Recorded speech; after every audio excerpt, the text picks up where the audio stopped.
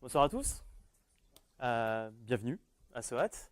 On va parler ce soir de Microsoft VNext, en tout cas du développement des nouvelles tendances, des nouveautés qui ont été annoncées dernièrement par Microsoft. Donc je suis Cyril Catala, responsable du pôle Microsoft des experts ici à SOAT. Je voulais juste vous toucher deux petits mots. Alors d'abord revoir le programme. Il y a une petite intervention par rapport à ce qu'il y avait sur le site web. C'est-à-dire que c'est d'abord Nathanaël qui va vous parler du futur de C# et .NET. Après on aura une petite pause dînatoire. Comme ça ira mieux après. On va ensuite enchaîner avec Léonard qui va nous parler d'ASP.NET VNext. Les dernières nouveautés d'Azure avec Wilfried. Et si on a le temps, on espère faire un petit débat sur l'avenir de Microsoft avec tous les sujets qu'on aura avancés dans les conférences que vous aurez vues. Pour ceux qui ne connaissent pas, je fais une très brève présentation de SOAT. C'est le petit instant corporate, vous m'excuserez. SOAT, c'est quoi? C'est trois pôles essentiellement. Un pôle plus historique avec tout ce qui est IT, donc c'est des consultants qui vont chez nos clients, dont vous faites peut-être partie d'ailleurs. Donc on officie essentiellement sur les technologies un peu, on va dire assez connues maintenant, c'est .NET Java. On a plus de 300 consultants chez plus de 80 clients. Donc voici un petit listing ici. On a deux autres pôles, un autour de l'agilité. Donc on offre de l'accompagnement, de l'audit dans l'entreprise pour justement aider à faire la bascule vers ces nouvelles méthodologies. Et enfin, le pôle expert, dont je fais partie, dont mes petits copains font partie aussi, qui vont faire les présentations ce soir. Donc essentiellement, voilà, le pôle .NET, Java. Et nous, qu'est-ce qu'on fait plus précisément dans le département expertise et innovation? Ça, c'est ce qui regroupe en fait tous nos experts. Nous, on reprend ce soir pôle Microsoft. Java, ça nous intéressera moins ce soir. Enfin, peut-être certainement avec la partie Azure. En tout cas, nous, côté expertise Microsoft, on fait beaucoup de veille technologique. En interne, on organise ce qu'on appelle des labs. Donc, c'est des petits sujets qu'on prend une journée en fait pour triturer les sujets un peu soit d'actualité, soit qu'on a envie justement de découvrir et de faire découvrir à nos consultants. On fait beaucoup de capitalisation sur ces connaissances qu'on essaie de partager via ces soirées-là, ce type de soirée, ou bien en interne des petites formations, des petits ateliers. On fait de l'accompagnement technique chez nos clients. Des formations, notamment Xamarin, je ne sais pas pourquoi il y a entre parenthèses d'ailleurs, de l'audit technique, ça, l'audit, que ce soit de la performance, de la sécurité, enfin ça cadre à peu près sur tous les sujets. On peut faire de la relation de POC et on fait aussi du travail au niveau des forfaits sur tout ce qui est applicatif, Windows 8, Windows 7. Bonsoir. Donc ça, c'est à peu près nos sujets de prédilection au sein du pôle d'expertise, ce qui n'empêche pas après d'avoir nos consultants qu'on envoie en régie sur des missions un peu plus, entre guillemets, classiques. Et tous les experts que vous allez voir ce soir sont en général assez actifs dans les communautés. Donc, pour ceux qui suivent un petit peu les communautés Microsoft, en général, vous voyez nos têtes un peu partout. J'espère en tout cas que vous allez passer une bonne soirée. Et maintenant, je passe les manettes à Nathanaël pour la suite. Alors, dans cette première session, donc, nous allons voir le futur de .NET. Le futur de .NET, on va le voir, c'est assez éclaté parce que c'est à la fois le futur, par exemple, de C#, le futur, comment est distribué .NET et tout ce genre de problématiques. Il y a plusieurs points qu'on va aborder ensemble. Alors, je vais commencer par me présenter. Donc, je suis Nathanaël Marchand. Je suis donc SOAT expert au pôle Microsoft. Je suis MVP Client Development et vous avez mes coordonnées. Elles sont également à la fin si vous voulez me contacter. Alors, donc le programme de cette session. D'abord, on va parler de la fondation .NET. Donc la fondation, on va voir ce que c'est. Ça a été annoncé pendant la build. Ensuite, nous allons voir Roslyn, qui est le nouveau compilateur pour compiler du .NET. On va passer ensuite à C# version 6, qui va un peu avec Roslyn. C'est grâce à Roslyn qu'on peut faire du C# 6. Ensuite, on va voir NuGet. Donc NuGet qui est bien connu pour déployer des librairies. On va voir que Microsoft a vraiment décidé de le mettre au cœur de sa stratégie pour .NET. Et enfin, on va parler un petit peu du .NET natif qui a été annoncé, c'est pareil, pendant la build. Donc le premier point, c'est la fondation .NET. Alors la fondation .NET, le concept, c'est quoi? C'est d'ouvrir vraiment tout ce qui est autour de .NET, ouvrir certaines briques pour que la communauté puisse y contribuer. Vous pouvez contribuer par exemple sur Entity Framework. Donc il y a vraiment une volonté d'impliquer la communauté et de regrouper un peu tout le monde pour éviter que ça parte un peu dans tous les sens. Donc il y a des têtes qui sont connues dans la communauté Microsoft, par exemple Laurent Bugnon qui fait MVVM Light Toolkit, qui est dans dans cette fondation. Donc voilà, c'est vraiment ça. Les différents projets qui sont regroupés au sein de cette fondation, on a Couchbase for .NET, qui est un moteur de NoSQL, Reactive Extension, RX Framework, donc pour tout ce qui est gestion d'événements, Hadoop pour .NET, le compiler .NET Roslyn, Xamarin, il y a alors pas le framework Xamarin en lui-même, mais quelques librairies faites par Xamarin, qui sont, par exemple, il y a un system drawing qui n'est pas open source, et pour Xamarin, ils en ont refait un pour mettre par exemple dans Mono. ASP.NET, donc comme on le verra avec Léonard, .NET Micro pour faire tout ce qui est embarqué, Entity Framework, Windows Phone Toolkit, l'Azure.NET SDK, MEF et MEF2. Et voilà. Ensuite, donc, Roslyn, donc on en parlait juste avant, c'est le nouveau compilateur de Microsoft qui est désormais ouvert. Alors, pourquoi? On va voir les enjeux. Le but, c'était vraiment de rapprocher les équipes C# et VB.NET chez Microsoft. À l'heure actuelle, en fait, ce n'est plus qu'une seule et même équipe qui fait les deux langages. Le but aussi, c'était de décommissionner l'ancien compilateur qui était un peu monolithique, très très compliqué à faire évoluer. On a une petite anecdote en VB.NET qui est assez rigolote, je vous en parlerai tout à l'heure dans les nouveautés du langage. Donc cette brique était très compliquée à faire évoluer, et donc le but là, c'est vraiment d'avoir un compilateur qui est modulaire, qu'on peut facilement faire évoluer pour proposer des nouveautés de langage, mais sans provoquer de régression, ce qui serait très dommageable. Et enfin, un dernier point, c'est de l'ouvrir.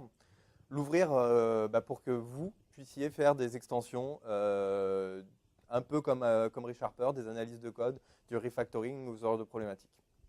Alors, on va voir ce que c'est un compilateur pour bien comprendre. Alors, du côté du compilateur Microsoft, l'analyse lexicale et l'analyse syntaxique, je vais expliquer ce que c'est, mais elles sont faites en un seul morceau. Ensuite, on a une analyse sémantique et enfin une génération de code. Donc, un compilateur, c'est quoi? C'est je transforme du code source, compréhensible par le développeur, en un code un code qui est compréhensible par la machine. Donc, pour ça, il y a plusieurs étapes. Il y a d'abord, faut que le compilateur lise le code et parse le code. Une fois qu'il a parsé ce code, donc c'est l'analyse lexicale et syntaxique, une fois qu'il a parsé et créé en fait un arbre qui représente la structure du code, il faut qu'il comprenne ce que veut dire le code. Donc c'est plus simplement avoir un arbre avec les différents noms de méthodes, noms de symboles.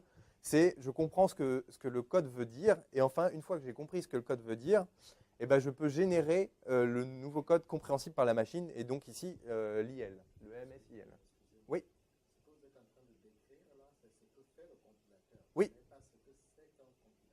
Oui, c'est ce que fait le compilateur, oui.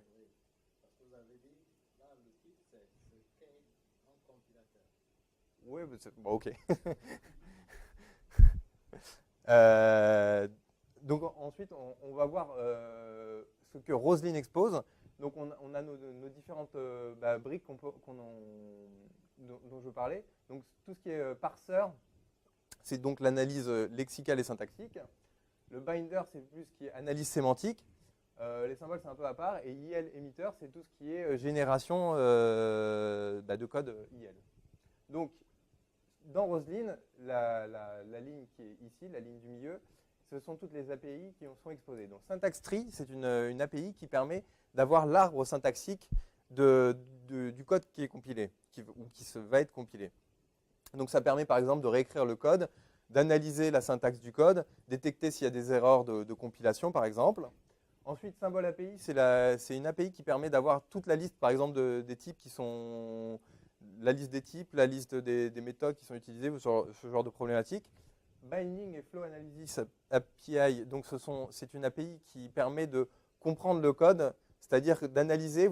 C'est un peu, alors ça se voit mieux par l'exemple, on le verra tout à l'heure.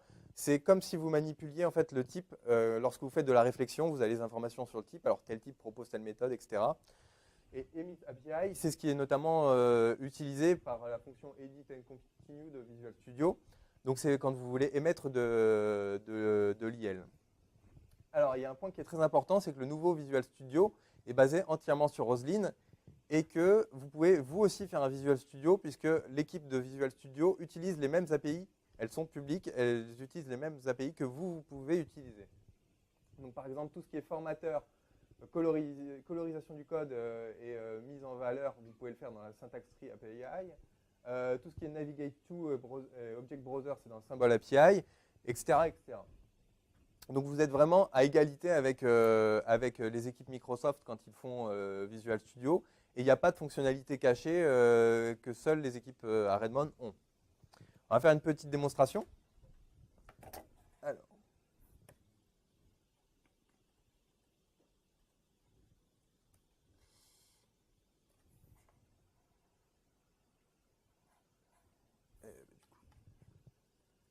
Voilà.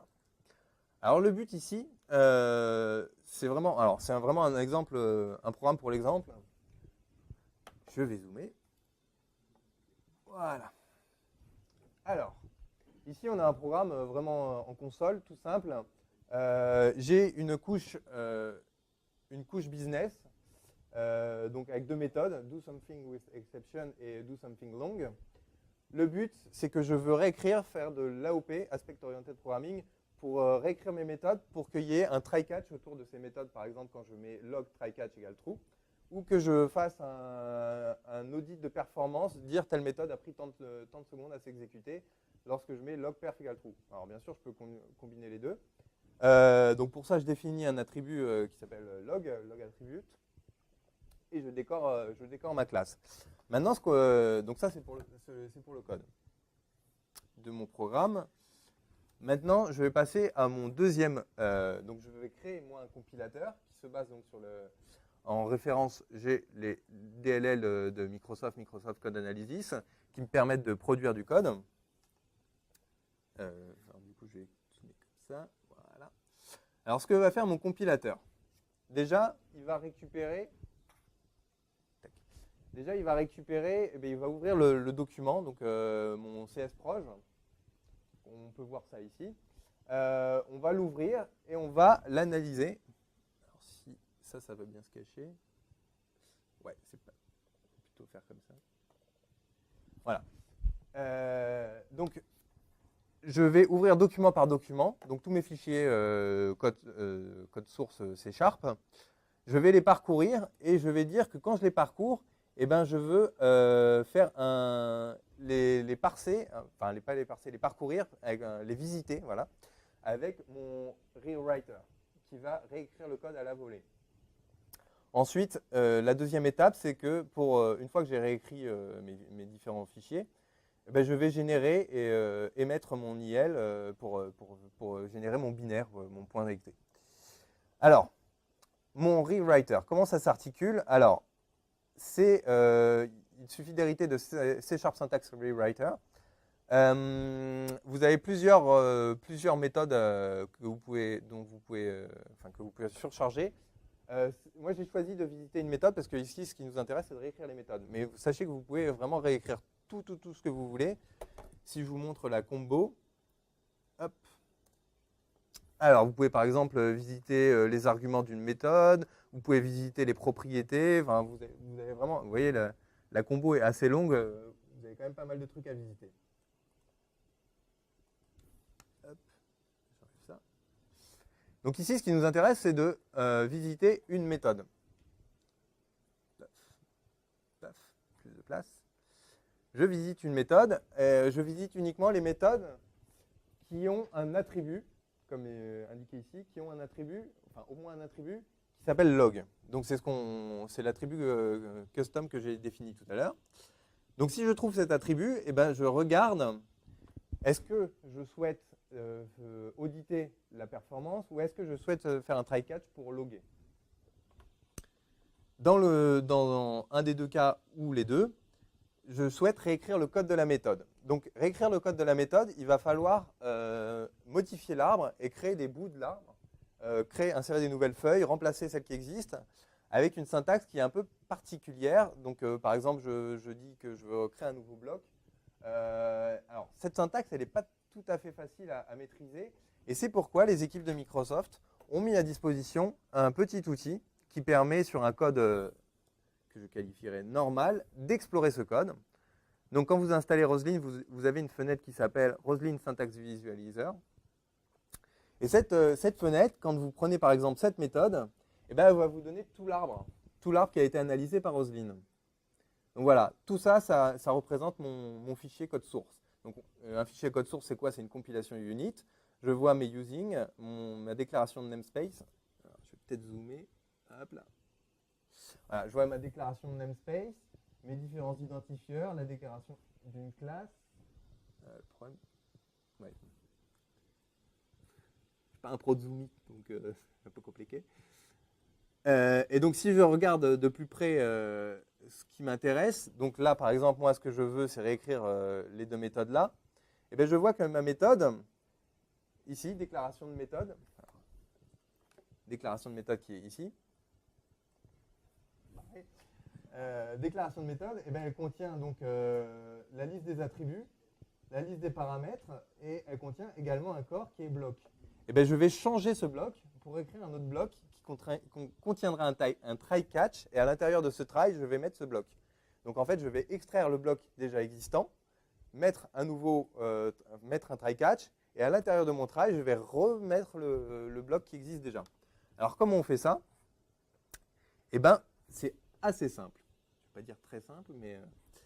Alors, déjà, je crée mon bloc qui contiendra mon try catch. Ensuite, je récupère le bloc courant, le corps de ma méthode qui existe déjà, que je veux réécrire. Ensuite, si je suis dans le cas où je fais un try catch pour auditer les exceptions, alors je fais un with qui va avec mon try, et dans ce with, dans ce catch, pardon, je déclare donc que je veux catcher tout ce qui est système.exception. Je catch le plus global, on va dire. Et j'émets un bout de code qui va être console.writeLine avec mon exception. Donc avec ça, ça va être le contenu de mon catch.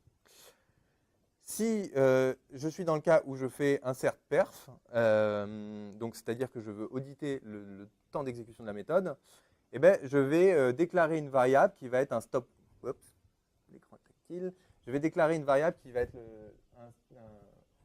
on ne voit pas encore. Qui va être un stopwatch, donc qui me permet de mesurer les temps.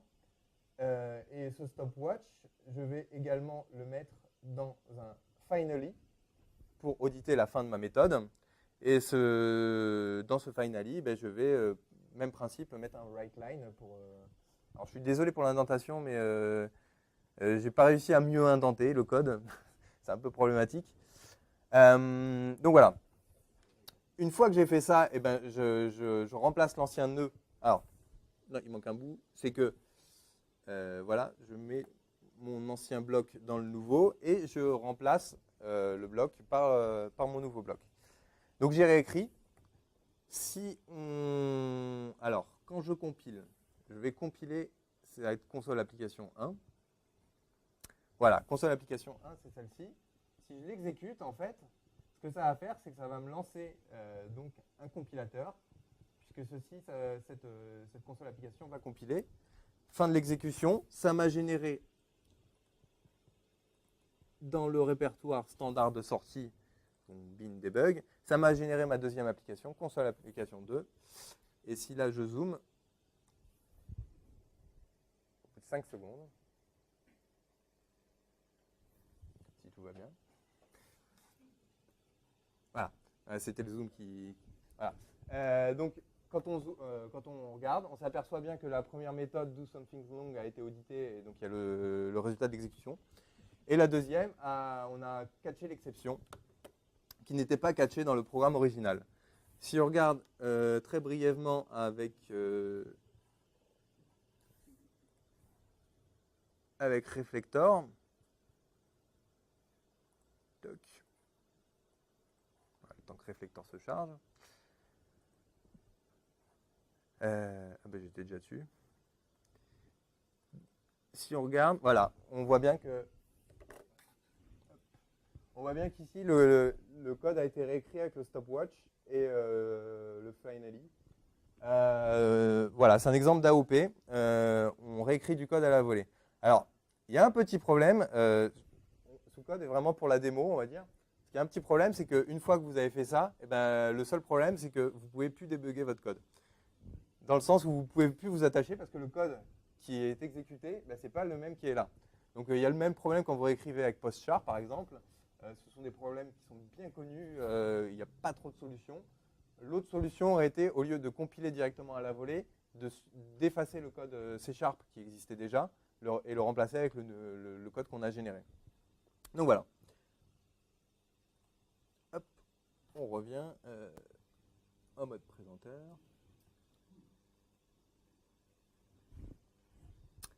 Raté.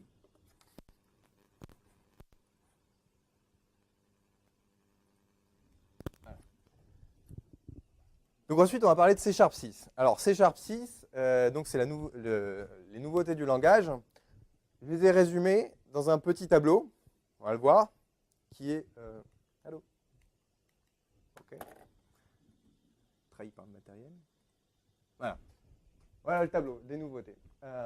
Alors, dans ce tableau, vous inquiétez pas, je vais revenir sur la plupart des lignes. Grosso modo, dans ce tableau, ce qu'il faut retenir et ce qui est essentiel, en fait, c'est plutôt les deux colonnes qui sont à droite et oui, à droite, pour vous. Donc, ces deux colonnes, en fait, il y a plusieurs statuts. Donc, les fonctionnalités qui sont listées, eh ben, elles ont plusieurs états. Parce que dans cette itération en fait, de C#, la communauté est vraiment impliquée. Puisque maintenant le C#, enfin le compilateur est sur Codeplex, les équipes Microsoft vous demandent de commenter leurs propositions de fonctionnalités et vous demandent est-ce que cette fonctionnalité vous intéresse, est-ce que son implémentation est OK pour vous. Et il y a plusieurs fonctionnalités qui étaient considérées comme sympas à utiliser par les concepteurs du langage et qui en fait se sont retrouvées fortement décriées par la communauté, qui ont été retirées. Par exemple, la fonctionnalité Private Protected a été retirée. Alors cette fonctionnalité, c'était, vous connaissez les modificateurs internal par exemple. Vous connaissez le modificateur protected. Quand vous faites protected internal, on s'attend à ce que ce soit un ou. Alors, je ne sais jamais dans quel sens c'est. Oui, alors on s'attend à ce que ce soit un et, alors qu'en fait, c'est un ou. Soit c'est protected, soit c'est internal, mais ce n'est pas les deux. Et il y a beaucoup de gens qui réclament que ce soit à la fois et protected et internal. C'était le sens de ce private protected.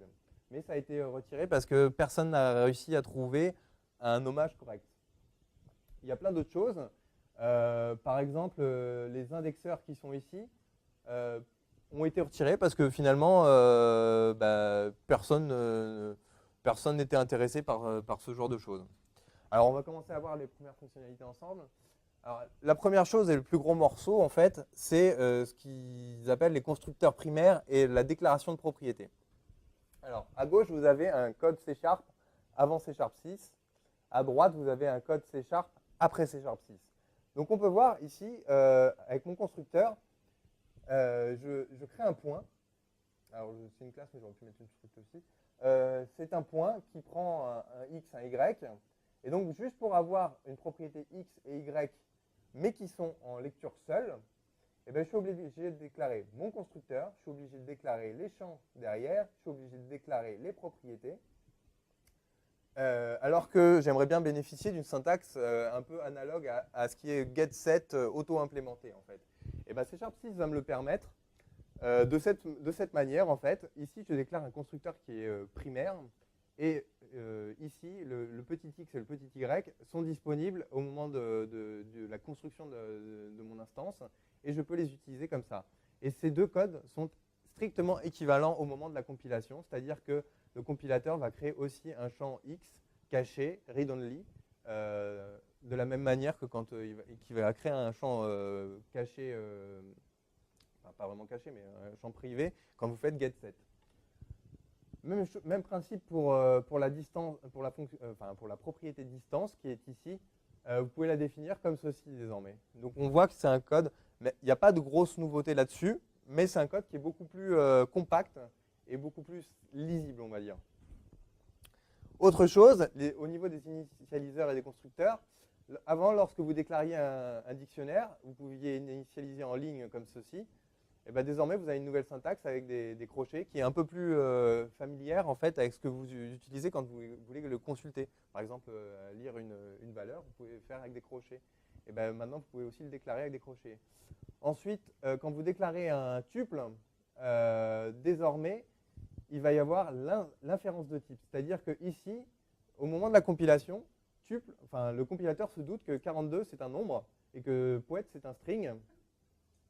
Du coup, vous n'avez pas besoin de préciser ici via les chevrons. De la même manière que quand vous utilisiez la méthode statique create de tuple, il y avait l'inférence de type, mais ça n'existait pas sur les constructeurs. Ben, désormais, c'est disponible sur les constructeurs. Autre chose, vous pouvez déclarer les événements en ligne, alors qu'avant, vous pouviez le faire pour les propriétés, mais vous ne pouviez pas le faire pour les événements. Dernière chose, les deux dernières lignes en fait, sont un peu liées. Vous pouvez déclarer également en ligne les variables. Donc, par exemple, ici, i, vous étiez obligé, quand vous vouliez faire un parse ou un try parse, vous étiez obligé de déclarer i au-dessus et l'avoir ici. Là, vous pouvez l'avoir directement ici. Et enfin, qui va un peu avec, vous pouvez même déclarer, en fait, ici, vous avez une expression. Et c'est devenu possible, puisque le point-virgule est devenu un opérateur que vous pouvez utiliser comme ceci. Vous pouvez déclarer et l'utiliser juste après le x, et la portée de variable du x sera juste à l'intérieur de cette expression. Même chose si vous déclarez une variable dans un if, la portée de cette variable sera juste à l'intérieur du if, du corps du if. Ensuite, un petit truc qui est sympa aussi pour éviter le string format avec des 0 et des 1 et à la fin on ne sait plus trop ce que veut dire 0 et 1, c'est que vous pouvez le faire en ligne comme ceci, mettre p.name, où bien sûr p est une variable, hein, je ne l'ai pas précisé juste au-dessus, mais tout le monde s'en doute. Donc au moment de la compilation, ce qui va être fait, c'est que le compilateur va créer un string format identique à celui-ci en fait. Opérateur très attendu, c'est le point d'interrogation point qui est le point d'interrogation point qui va servir en fait à éviter tout ce qui est contrôle de nul. Et donc ici, on voit que ça simplifie en fait les nuls. Et à chaque fois, en fait, on a une cascade pour vérifier les nuls. Et si on a un nul, alors dans ce cas-là, on s'arrête. Même chose pour les types. Si ici, par exemple, on a un type structure, enfin un type valeur, ici, on aurait récupéré un nullable de le type structure. Donc, par exemple, si ici, j'avais zip code qui est un entier, ici, j'aurais récupéré entier point d'interrogation, enfin nullable d'entier. Donc, ça marche pour les deux. Et enfin, dernier point, qui est double ici, j'ai 3 points d'interrogation parce qu'il n'y a pas d'équivalent. Avant, on ne pouvait pas faire un await dans le catch ni dans le finale. On pouvait juste le faire dans try. Désormais, c'est possible. Et deuxième point, on a un filtre sur les exceptions qui vous permet de catcher uniquement certaines exceptions autrement que par un filtre sur le type. Avant, ce n'était pas possible. Et si vous catchiez toutes les exceptions E à l'intérieur et que vous faisiez vous-même votre filtre et que vous rejetiez après l'exception dans le cas où vous ne vouliez pas garder l'exception, vous perdiez la stack et là, ce n'est plus le cas.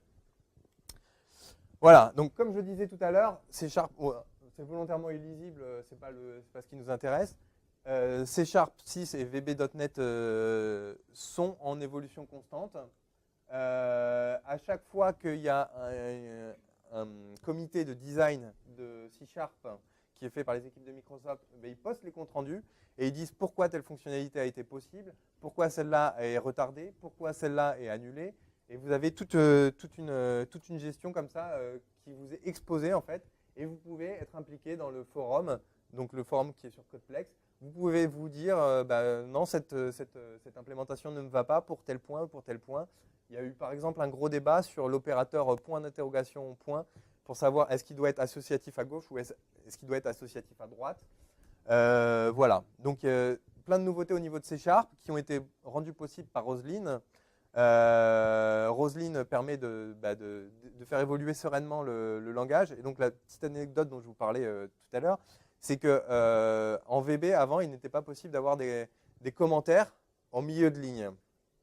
Donc je ne pouvais pas avoir une ligne de VB et ensuite un commentaire, comme c'est possible en C#.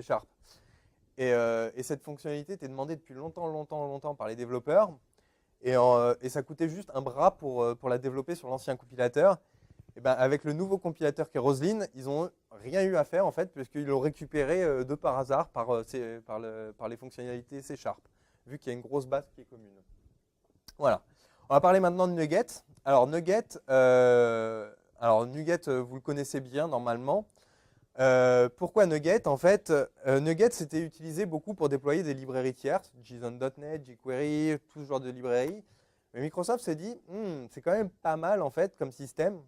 C'est un peu qu'il l'avait conçu, donc normal qu'il le plébiscite. Mais maintenant, désormais, ils utilisent aussi NuGet pour déployer des bouts de .NET. Alors, pas pour le gros de .NET. Il y a toujours le framework .NET 4.5 à installer qui est gros. Mais il y a des petits bouts qu'ils aimeraient faire évoluer un petit peu plus vite. Par exemple, ASP.NET dont parlera Léonard. 2-3 librairies qu'on va voir juste après. Donc ces bouts de .NET qui ont un cycle de release qui est beaucoup plus court, ils aiment bien le distribuer par NuGet justement parce que c'est mieux. Ça permet d'avoir par exemple de faire des previews, des CTP, que les gens puissent tester sans, on va dire entre guillemets, pourrir leur machine en installant un framework instable. Et donc c'est pour ça que NuGet est vraiment au cœur de Microsoft, enfin de la stratégie de Microsoft sur .NET.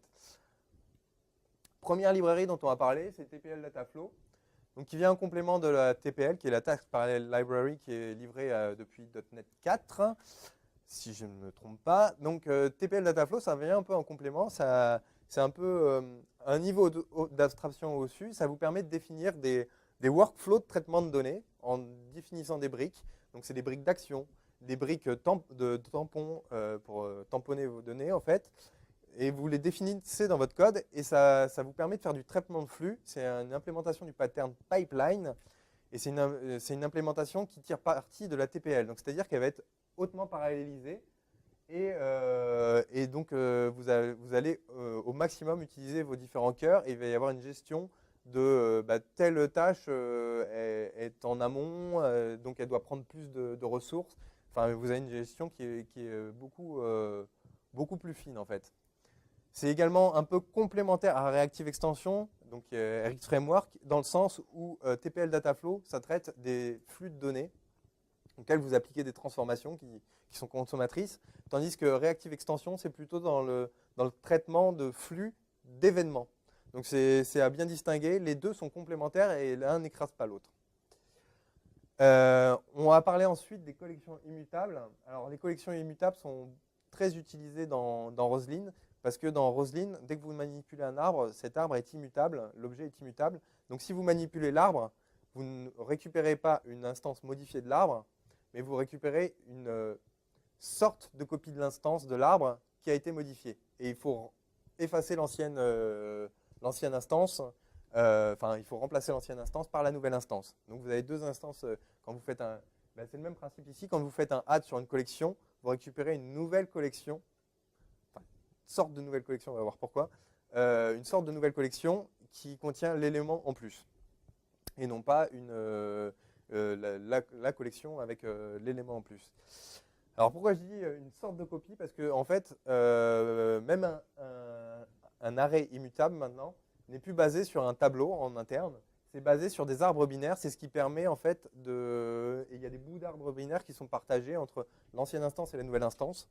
Donc ça permet de ne plus faire des copies, parce qu'aujourd'hui, si vous voulez récupérer une deuxième instance, en fait, ce qu'il faut faire, par exemple, sur une liste, vous faites un toList, mais vous récupérez une copie, donc c'est un nouveau tableau et ça prend 2 fois plus de place en mémoire. Ici, c'est optimisé avec les arbres binaires.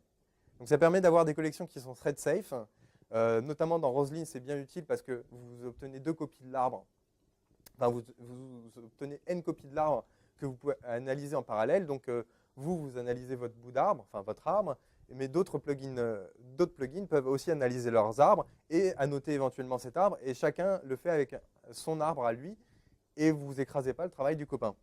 Alors après, ça pose aussi des soucis au moment où vous devez refusionner les arbres, mais ça, c'est encore autre chose. Donc c'est vraiment optimisé pour les contextes concurrentiels. Ensuite, vous avez un dernier point qui est les instructions vectorielles. Donc les instructions vectorielles, ça permet quoi? Ça permet de faire des calculs optimisés, dans le sens où si j'ai des opérations entre, je veux additionner deux vecteurs de 3 dimensions, par exemple, avec un x, un y, un z, et ben aujourd'hui, en .NET, je faisais la somme des x, ensuite je faisais la somme des y, ensuite je faisais la somme des z. Grosso modo, ça me faisait 3 instructions CPU, un pour chaque composante.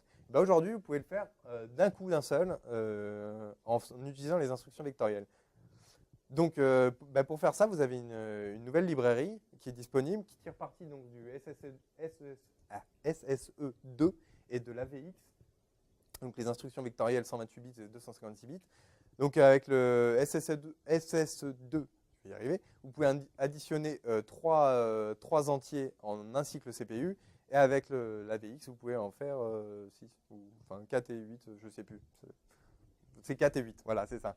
Toujours un petit problème de calcul mental. Donc pour faire ça, vous avez soit le type vecteur de T, donc qui prend un vecteur de int, byte, c'est tous des types valeurs qui sont bien bornés, hein, vous n'avez pas trop la main dessus, donc c'est uniquement des types définis par le framework. Ou vous avez vecteur 2F, 3F, 4F qui sont des types vecteurs, donc avec 2 flottants, 3 flottants, 4 flottants. Ça se base uniquement sur Ryujit. L'implémentation derrière, il faut obligatoirement Ryujit, qui est le nouveau runtime.NET, uniquement disponible en 64 bits.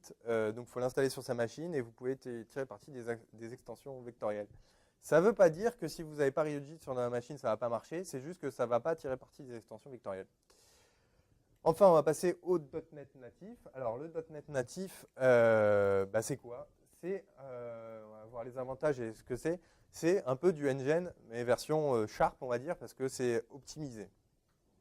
Donc comme le C Sharp, c'était au C++, le engine, le natif, c'est le engine Sharp. Alors, qu'est-ce que c'est le C Sharp natif? Vous n'avez plus de dépendance déjà sur .NET. Donc, vous pouvez exécuter des applications développées en C Sharp et en .NET sans avoir .NET d'installer sur la machine. Premier point. Vous bénéficiez également de toutes les avancées du compilateur C++, Visual C++, c'est-à-dire auto-vectorisation des boucles. Donc si vous avez une boucle qui somme des tableaux, il peut le faire 4 items par 4 items, en une seule instruction CPU par exemple. Vous avez également des performances améliorées parce que vous avez une empreinte mémoire qui est beaucoup plus faible, et vous avez différents cycles d'optimisation qui sont passés. Donc on va voir exactement à quoi ça ressemble et quel est le cycle. Alors, ça rajoute, qu'on soit clair, ça rajoute plusieurs étapes. Ce n'est pas une nouvelle compilation, c'est des étapes qui sont rajoutées à la compilation traditionnelle, on va dire. Donc, vous avez votre compilation standard qui est de l'IL, qui vous produit de l'IL. Une fois que vous avez cette IL, en fait, vous avez une première passe qui va être génération. Si vous faites des appels COM ou ce genre de choses, vous avez du code de marshalling qui va être généré, donc qui va être aussi de l'IL. Une fois que vous avez cette IL, vous le fusionnez avec tous les autres IL que vous utilisez. Par exemple, si vous utilisez des bouts de .NET, si vous utilisez des librairies tierces, tout ce gros paquet d'IL, on va dire, va être fusionné en un seul gros morceau d'IL. Donc c'est vraiment un regroupement. Ensuite, il va y avoir une première passe d'optimisation avec une analyse de votre code. C'est est-ce que j'utilise par exemple, j'ai récupéré des bouts d'IL mettons de system.data. Est-ce que j'utilise system.data? Non, j'utilise que certaines classes, donc je peux enlever les autres. C'est un peu un algorithme de mark and sweep, on appelle ça. Donc je retiens uniquement ce qui est utilisé. Une fois que j'ai fait ça, donc c'est réduction des dépendances pour garder uniquement le code qui est nécessaire. Une fois que j'ai ça, c'est là où le compilateur C++, entre guillemets, c'est pas vraiment lui, c'est le même back-end que le compilateur C++, mais donc par rapport au compilateur normal C++, il a été modifié pour pouvoir accepter en entrée un arbre d'IL et produire en sortie de ce qu'on appelle du MDIL. Donc c'est ce compilateur qui va rentrer en jeu et qui va lui compiler vraiment comme si vous compiliez du C++. donc à savoir, donc, comme je le disais tout à l'heure, vectorisation des boucles ou ce genre de mécanisme. Et donc, il va vous produire votre code MDIL, donc, qui est vraiment très très près de la machine. C'est quasiment du code natif au point près que ce n'est pas encore linké. Donc, il n'y aura pas encore les adresses mémoire qui sont mises. Et c'est la dernière étape qui est le binding, où là, on va vraiment avoir le binaire qui va être généré et avec le binding des adresses mémoire, ce genre de choses, qui est un peu équivalent en fait au link dans le C++. Donc, comme on peut le voir, c'est plusieurs étapes supplémentaires de compilation. C'est aussi plusieurs étapes d'optimisation. Donc, c'est pour ça que vous avez des meilleures performances à la fois en termes de lancement de code, enfin, et d'exécution de code, mais également en termes d'empreinte mémoire.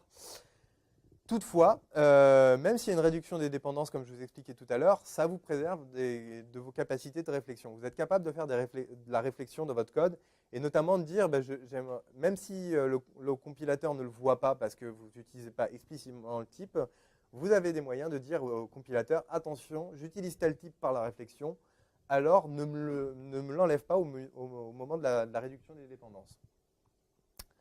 Voilà pour le code C++. Dernier point, enfin le code C++, le code natif, pardon. Dernier point, c'est uniquement disponible pour le moment pour les applications Windows Store. Néanmoins, ce sera à terme disponible pour le .NET standard, le .NET Desktop ou également le .NET que vous utilisez sur Windows Phone. Voilà, n'hésitez pas, si vous avez des questions, vous avez la parole.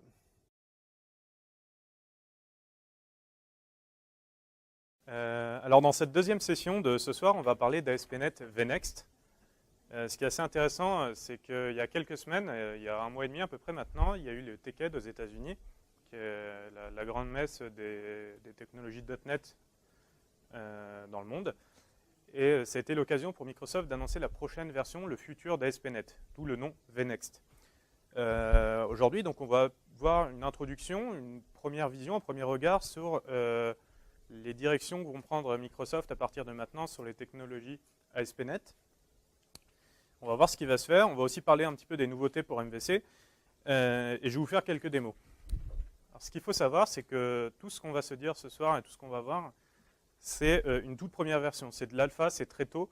C'est pas encore complètement au point, loin de là. C'est-à-dire qu'il manque beaucoup de concepts, il manque beaucoup de features, il y a encore beaucoup de questions. Et les outils ne sont pas forcément stables. Donc on peut l'utiliser pour démarrer, mais ce n'est pas encore utilisable en production. Il y a encore du boulot là-dessus. Donc au programme, eh ben, on va essayer de déterminer pourquoi est-ce que Microsoft s'est tourné vers cette vision VNext. On va essayer de voir ce qui se cache derrière ce terme de VNext. Et puis dans notre pratique, on regardera un petit peu les grosses nouveautés de MVC6 qui sont intéressantes. Donc dans un premier temps, pourquoi VNext? Alors je ne sais pas s'il y a des développeurs web ici dans la salle, mais si vous faites du web avec les technos Microsoft, il faut savoir que ASP.NET, c'est quelque chose qui existe depuis 12 ans maintenant, à peu près. C'est sorti en 2002, donc avec les premières versions du framework. Et depuis, ça a évolué. Alors, depuis 2002, le cœur d'ASP.NET, en tout cas le module historique d'ASP.NET, c'est ASP.NET Webform. Et ASP.NET Webform, c'est plus exactement comme les usages modernes qu'on a d'ASP.NET. En tout cas, ça a beaucoup changé. À l'époque, donc, on avait, pour ASP.NET Webform, un module qui s'appelait System.web, qui existe toujours. System.web, donc, c'est vraiment le cœur des technos web historiques de Microsoft. C'est lui qui nous fait le lien avec un serveur applicatif, à savoir 2IS. C'est lui qui va gérer tout ce qu'on appelle le pipeline HTTP, donc tout ce qui va gérer l'arrivée d'une requête HTTP, la construction d'une réponse, puis le retour vers le client. Et le gros problème de System.web, c'est qu'il est intimement lié aux versions du framework .NET. C'est-à-dire que les releases d'ASP.NET Webform, elles étaient liées aux releases de .NET. Webform 2 sortait avec .NET 2. Webform 3.5 sortait avec .NET 3.5, etc.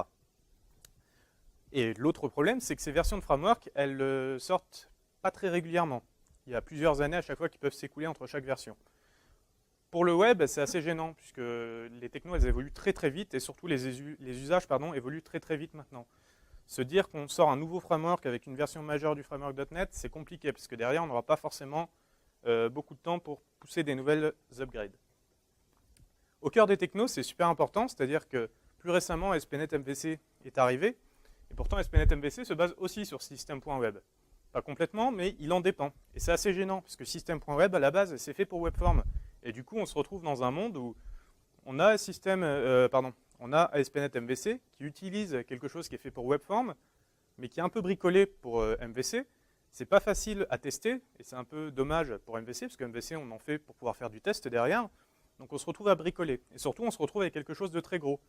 C'est-à-dire qu'historiquement, une requête, quand elle arrive sur le serveur de JS, elle va automatiquement consommer 30 kilooctets de mémoire. Et ça, c'est dû à l'HTTP contexte tel qu'il est défini, tel qu'il avait été designé pour Webform.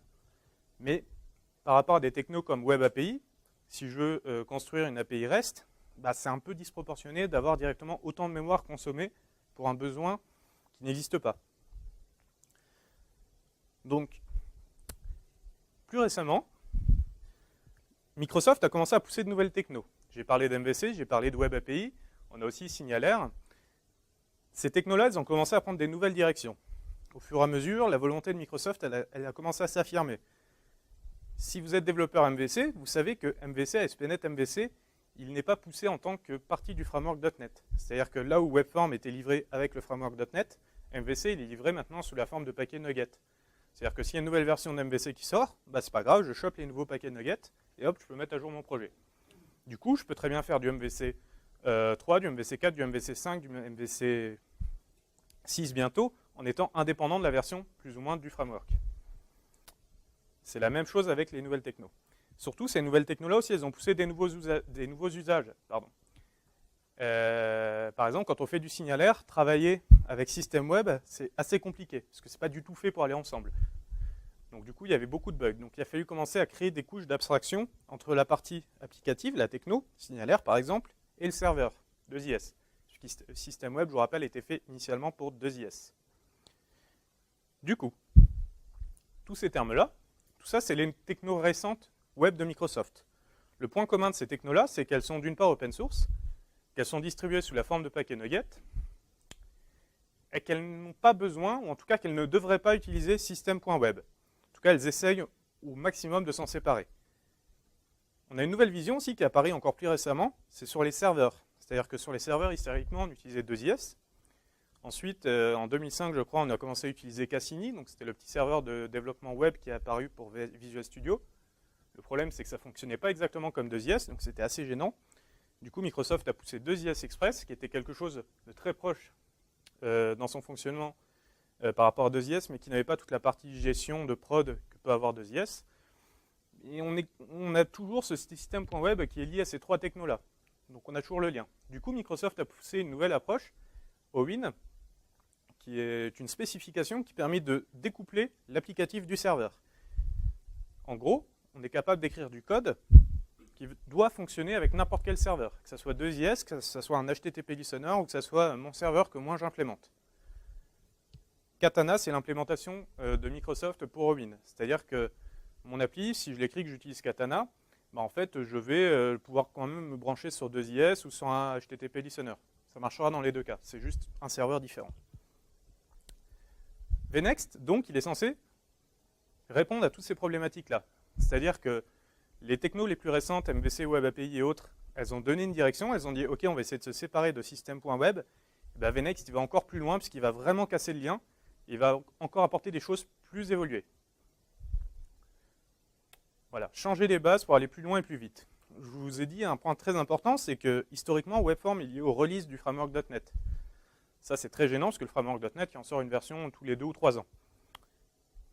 Avec VNext, Microsoft s'est dit « Ok, on arrête, on ne se lie plus au framework .NET tel qu'on le connaît, mais on va se lier à une version un peu différente du framework .NET et qui sera distribuée sous la forme de paquets nuggets. » Et ça, c'est la grosse nouveauté de VNext. C'est qu'une appli qui sera écrite pour ASP.NET VNext, elle n'est plus liée au .NET Framework 4.5 en tant que telle, elle est liée à une série de paquets. Elle sera liée à un paquet qui sera lui-même lié à une version du framework .NET, mais qui sera un paquet. C'est plus .NET tel qu'il est installé en tant que runtime sur ma machine, c'est un paquet nugget qui est tiré. Tout est paquet nugget en fait avec ASP.NET VNext. Et si tout est paquet nugget, ça veut dire que je peux avoir 3 applications sur mon serveur qui sont installées, mais qui utilisent potentiellement des versions de paquets du framework qui sont différentes. Un problème qu'on a souvent en prod avec ASP.NET, c'est j'ai par exemple .NET 4 sur mon serveur applicatif. J'ai 2 applications qui tournent. Pour une des applications, j'ai besoin de faire un upgrade vers 4.5 ou 4.5.1. Et là, hop, il y a une des 2 applis qui ne le supporte pas. Mais comme les deux sont sur le même serveur et que le framework il est partagé entre tout le monde, eh ben, je suis un peu coincé. Grâce à VNext, je vais avoir une solution pour référencer 2 versions du framework différentes sans souci, sans erreur. C'est vraiment le point le plus important de VNext, puisque tout sera sous la forme de paquets.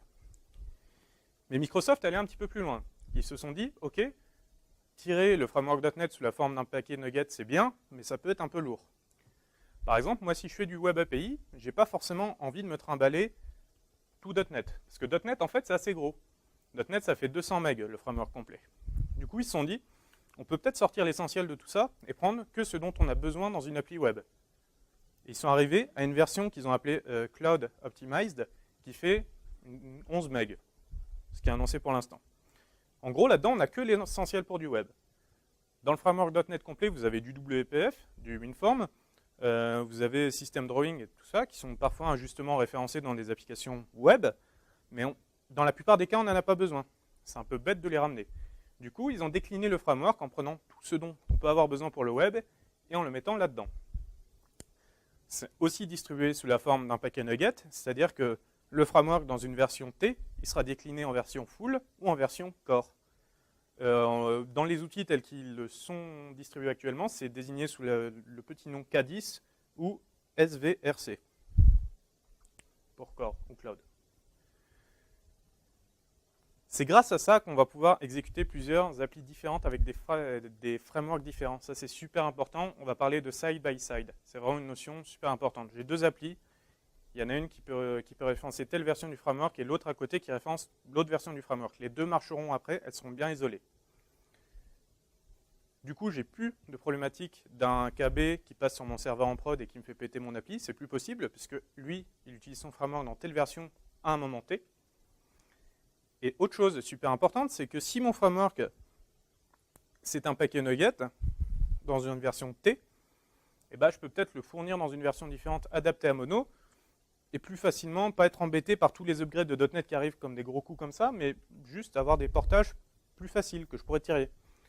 En gros, maintenant, je pourrais avoir mon application, la prendre, la poser sur mon serveur Linux, mettre à jour mes paquets, et lui, il saura aller me tirer une version adaptée à Mono.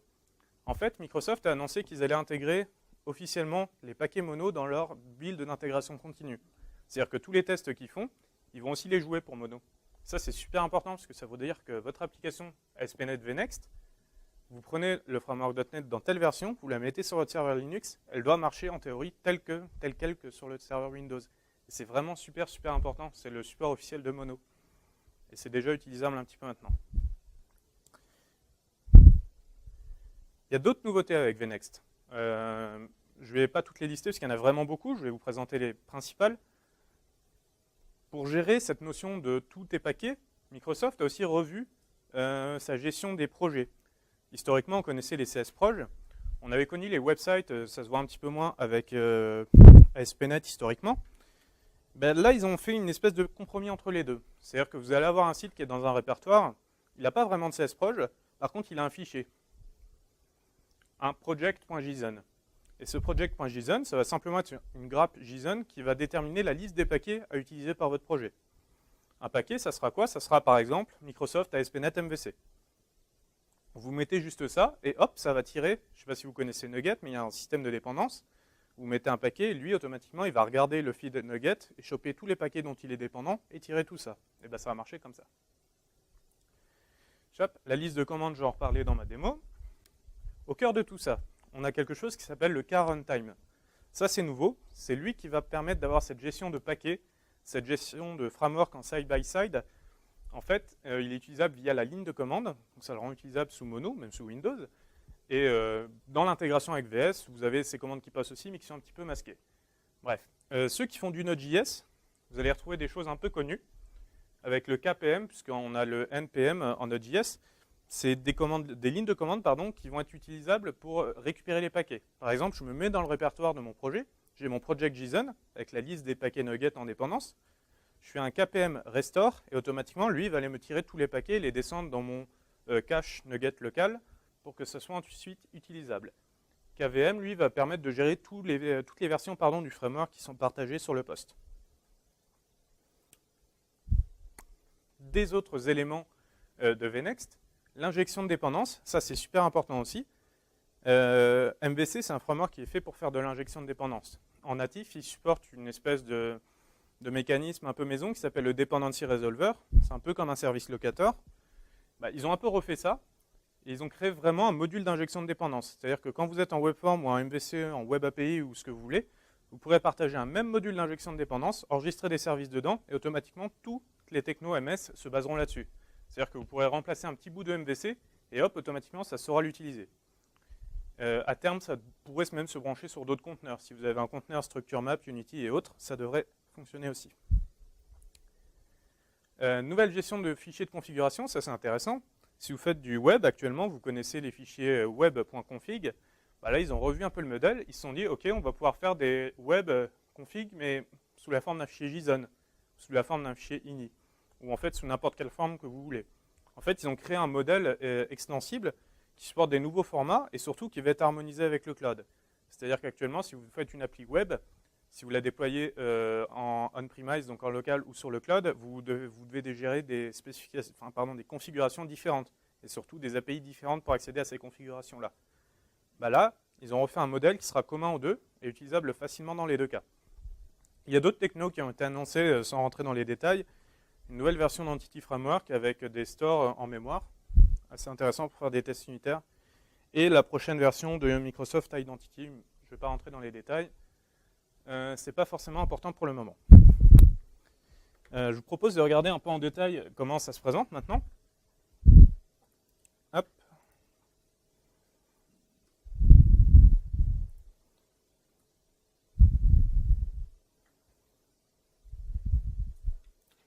Forcément.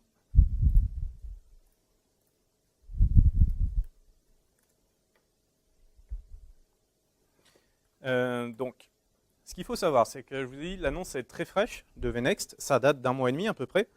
Quand c'est sorti, en fait, c'est sorti sous la forme de repository sous GitHub. Donc vous pouviez le cloner, vous pouviez récupérer les outils, mais uniquement en ligne de commande. Visual Studio 14, donc qui est la nouvelle version et qui intègre VNext, est sorti un petit peu plus tard, encore plus récemment, il y a 3 semaines, je crois, si je ne dis pas de bêtises. Le problème, c'est que c'est aussi une grosse alpha, donc il manque énormément de fonctionnalités dedans. C'est pas stable et surtout ça ne marche pas complètement avec toutes les versions du framework. On va voir ça en démo. Je vous ai parlé du project.json, c'est super important parce que c'est ce qui est au cœur de cette nouvelle version. C'est lui qui va me permettre de gérer un projet. En fait, à partir du moment où je fais ça, que je crée ce project.json, je vais couper mon son sinon c'est horrible. Voilà. Malgré moi, j'ai déjà un début de site ASP.NET ici, VNext. Parce que dès que j'ai ça, je vais pouvoir me mettre dans ce répertoire-là et commencer à travailler avec mon site. Je vais quand même rajouter 2-3 petites choses pour que ça fasse des choses un peu plus intéressantes. Quoique non. Je vais vous le montrer comme ça déjà directement. La ligne de commande, je vous ai parlé de KVM et de KPM.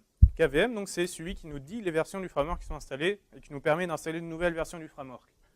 On voit ici que j'en ai deux. En fait, c'est 2 fois le même build, le 0.446. Mais si vous regardez ici la deuxième colonne, j'ai une petite nuance, c'est qu'il y a un petit c ici. C'est-à-dire que le premier, c'est le full, et le deuxième, c'est la version optimisée pour le cloud. Donc beaucoup plus léger. La petite étoile veut dire que moi, actuellement, j'utilise le full, en version 446. Le 446 c'est assez important parce que si vous commencez à installer des nouvelles versions et à jouer avec la version par défaut, vous allez casser l'intégration AVS. C'est rigolo, mais il faut faire attention à ça. Dernière chose sur VS14, ne l'installez pas sur vos postes directement, ce n'est pas du tout compatible avec d'autres versions de VS. C'est vraiment conseillé de le mettre dans une VM, parce que sinon ça va pas marcher, vous allez casser vos postes. Ensuite, KPM Restore. KPM, je vous rappelle, c'est la ligne de commande du gestionnaire de paquets. Si je fais un KPM Restore ici, hop, qu'est-ce qu'il fait? Il ne marche pas.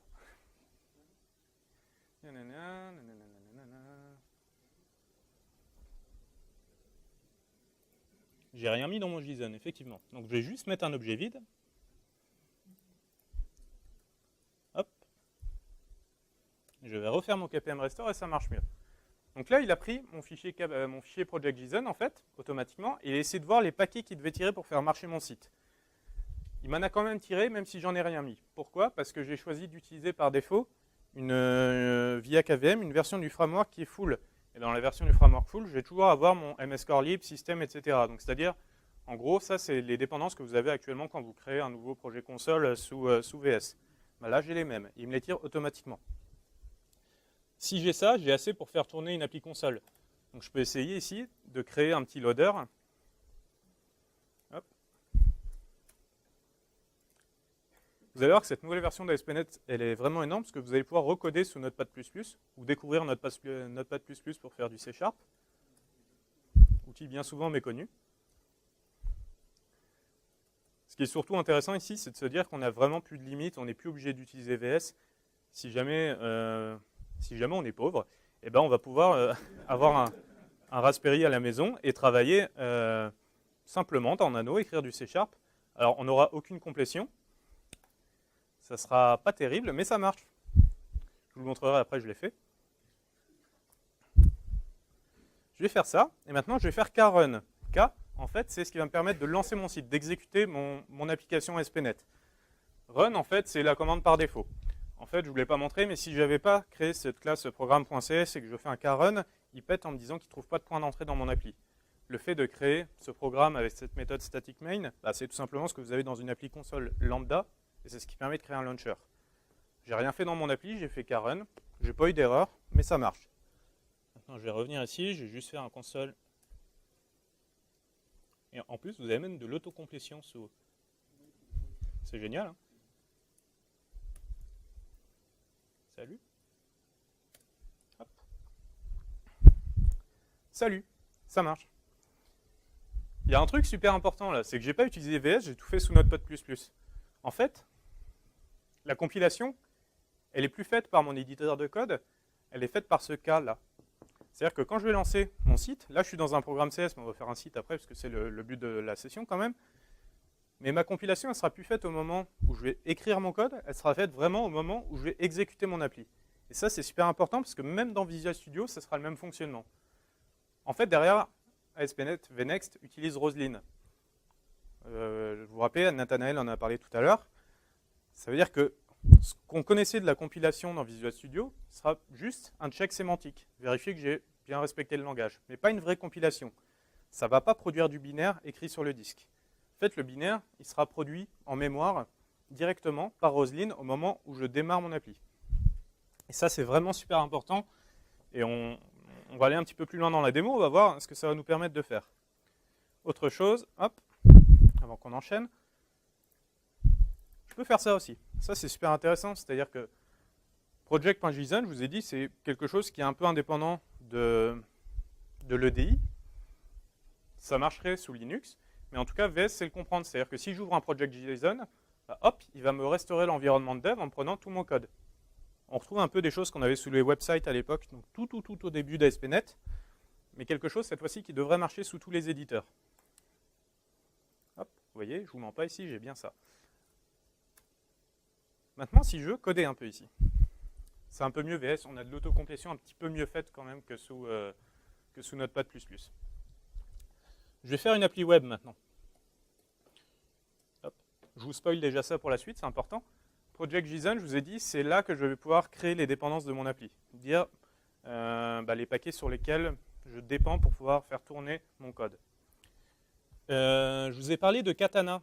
Je ne sais pas si vous connaissez Katana, si vous y êtes déjà intéressé. Ça a été assez poussé par Microsoft avec MVC5. L'idée, donc, ça va avec Owin, c'est de décorréler l'appli du serveur. Pour faire ça, généralement, en ASP.NET classique, on avait un global ASAX. C'était lui qui représentait le cycle de vie HTTP de l'appli. Et c'était là-dedans qu'on avait le point d'entrée principal de l'appli. Mais ça marchait parce que ça venait de system.web et c'était lié à 2IS. Nous, ici, on a cassé le lien avec system.web. On a cassé le lien avec 2IS, donc il nous faut un moyen de l'exprimer différemment. Katana, donc, avait, un peu comme le fait de se dire qu'on a une classe programme avec une méthode static main, ben, ils ont dit on a une classe startup Et puis dedans, on va mettre une méthode configure. Hop, et Katana, il va marcher comme ça. Je ne rentre pas dans les détails de Win et de Katana, parce que ce n'est pas le but ici.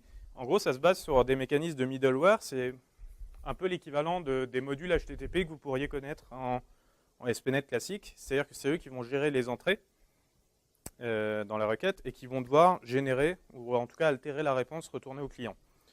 Avec Katana, on avait l'habitude de faire ça, utiliser une interface qui s'appelle iAppBuilder. Et c'est lui qui va nous permettre de nous brancher dans le cycle de vie de la requête. Ici, avec Vnext, ils ont repris ce principe-là, ils ont juste changé ce nom-là. Il faut faire attention, si vous connaissez Katana, c'est plus le même nom. Ce iBuilder, il faut que je le cherche quelque part. Je vous ai dit, chose très importante, il faut que j'écrive du code qui soit indépendant de tout serveur applicatif. J'ai un paquet qui va me permettre de faire ça.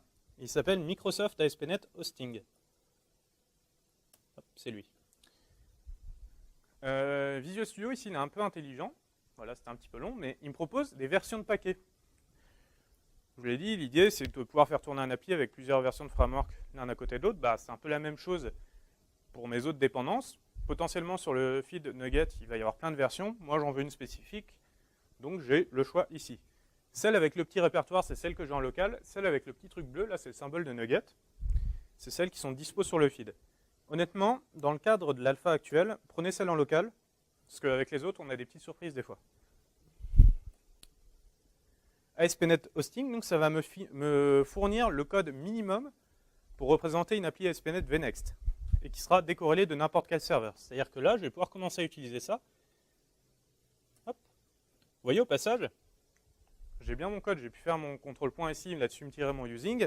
C'est parce que, automatiquement, quand j'ai fait un CTRL-S dans mon project JSON, il a fait un KPM restore, lui, derrière. Et il a récupéré mon paquet. Si je regarde ici, moi, je référence le framework full. Et là, j'ai mes dépendances. Donc celle-là, c'est celle que j'avais avec mon KPM restore tout à l'heure. Et là, j'ai ma nouvelle. ASP.NET Hosting. Au passage, vous voyez ici, je n'ai pas de système.web. Et ça, c'est vraiment, vraiment important. Bon, ça, c'est un peu spécifique. Encore une fois, si vous connaissez Katana, ça devrait vous rappeler des souvenirs. Mais en gros, ici, j'écris l'équivalent d'un middleware pour générer une réponse. Hop. L'idée, c'est simplement que quand une requête va arriver, je vais écrire dans ma sortie, puis je vais écrire salut, parce que je suis gentil.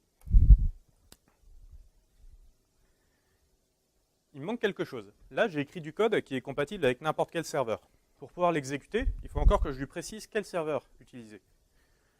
On verra comment se brancher sur 2IS Express après. On va faire quelque chose d'un peu plus intéressant pour l'instant, puisque 2IS Express, on connaît déjà. Katana, c'était venu avec un host de type HTTP Listener. HTTP Listener, c'est super pratique, parce que si par exemple vous faites une API REST, vous avez des tests d'intégration que vous voulez faire tourner dessus, c'est un peu ballot de monter un 2IS ou un 2IS Express complet. Ça serait pas mal d'avoir juste un tout petit listener HTTP qui va se lancer comme ça, juste le temps de l'exécution de votre appli, qui va la faire tourner. C'est aussi pas mal quand on est en expérience de dev. C'est très léger et ça se démarre tout seul. Dans mon project.json, ici, je peux donc exprimer des commandes. C'est-à-dire que je donne un nom de commande, ici web, et je vais lui dire de faire quelque chose à cette commande.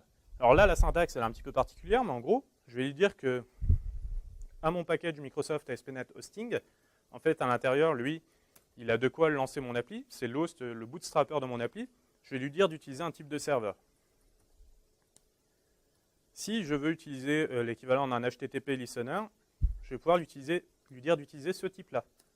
C'est le type du serveur que je veux utiliser. Et lui, il a besoin d'un paramètre, c'est l'URL sur laquelle il va écouter.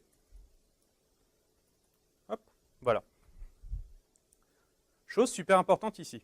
Microsoft ASP.NET Hosting, il connaît. Je l'ai mis en dépendance là.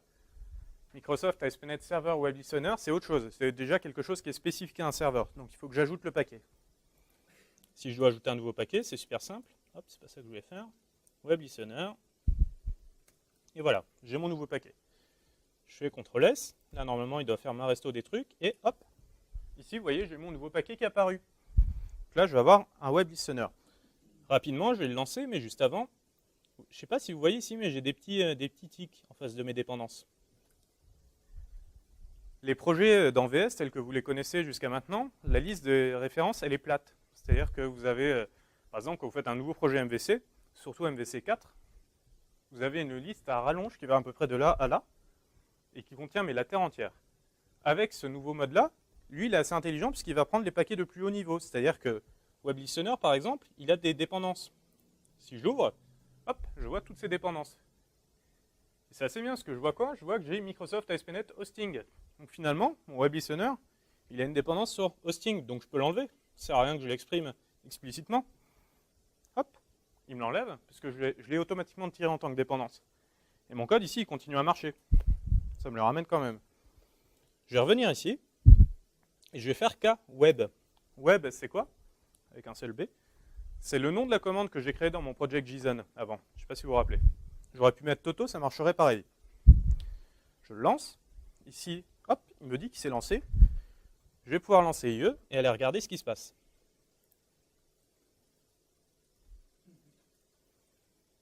Hop. Et visiblement, ça marche. C'est-à-dire que là, j'ai déjà vraiment rien, un truc super léger, mais qui sait déjà répondre à des requêtes HTTP et qui sait fonctionner en dehors de 2IS via un petit web listener. Maintenant, j'aimerais bien quand même bosser avec 2IS. C'est assez simple. 2IS, c'est un autre paquet. Parce que web listener, c'est le listener HTTP. Pour bosser avec 2IS Express, je vais utiliser Helios. C'est le petit nom qu'ils ont donné à l'implémentation qui fonctionne avec 2IS. Helios, pour le lancer, en fait, il faudrait que j'invoque 2IS Express et tout à la main. C'est un petit peu long, un petit peu fastidieux. Par contre, si je suis dans VS et que je fais F5, ça va me lancer automatiquement Helios. Hop, si ça veut bien. Je vais cliquer sur le bouton, c'est mieux. OK. Je vais fermer ça.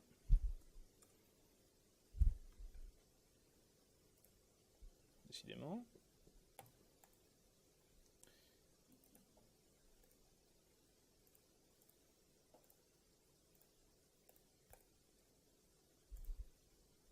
Bon. Je vous l'ai dit, c'est pas fini. Hein. Non, en fait, je m'y attendais un peu, parce que ça le fait souvent. Donc j'ai préparé ça à côté. Je vais juste reprendre ma classe là. Hop. Hop. Super. Les outils sont assez capricieux, c'est-à-dire qu'une fois sur deux, voire plus, ça fait des trucs un peu bizarres.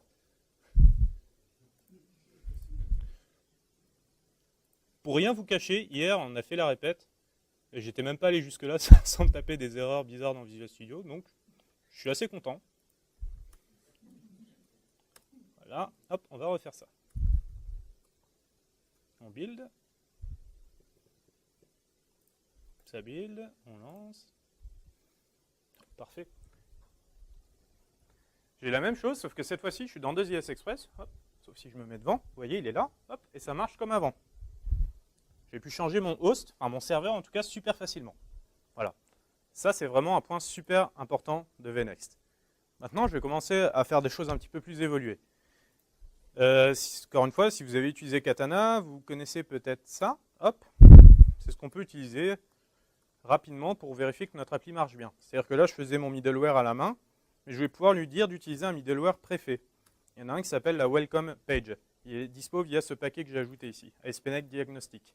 Ça ne fait pas grand-chose, mais en gros, ça nous permet de vérifier qu'au niveau du serveur, tout marche bien, que le serveur répond bien. Plutôt que de faire le middleware comme je l'ai fait à la main, hop, ça me fait ça automatiquement. Lui, en gros, il émet directement tout ce qu'il y a dans cette page-là dans le flux. Et en plus, je peux faire ça. Voilà. Si je veux faire du MVC, je vais faire la même chose. Je vous ai dit ici, ça enregistre automatiquement un middleware. En prenant le paquet MVC, je vais avoir un use MVC qui va faire la même chose, qui va enregistrer tout ce dont MVC a besoin pour pouvoir traper les requêtes et générer des réponses. Je vais enlever tout ça, MVC, hop.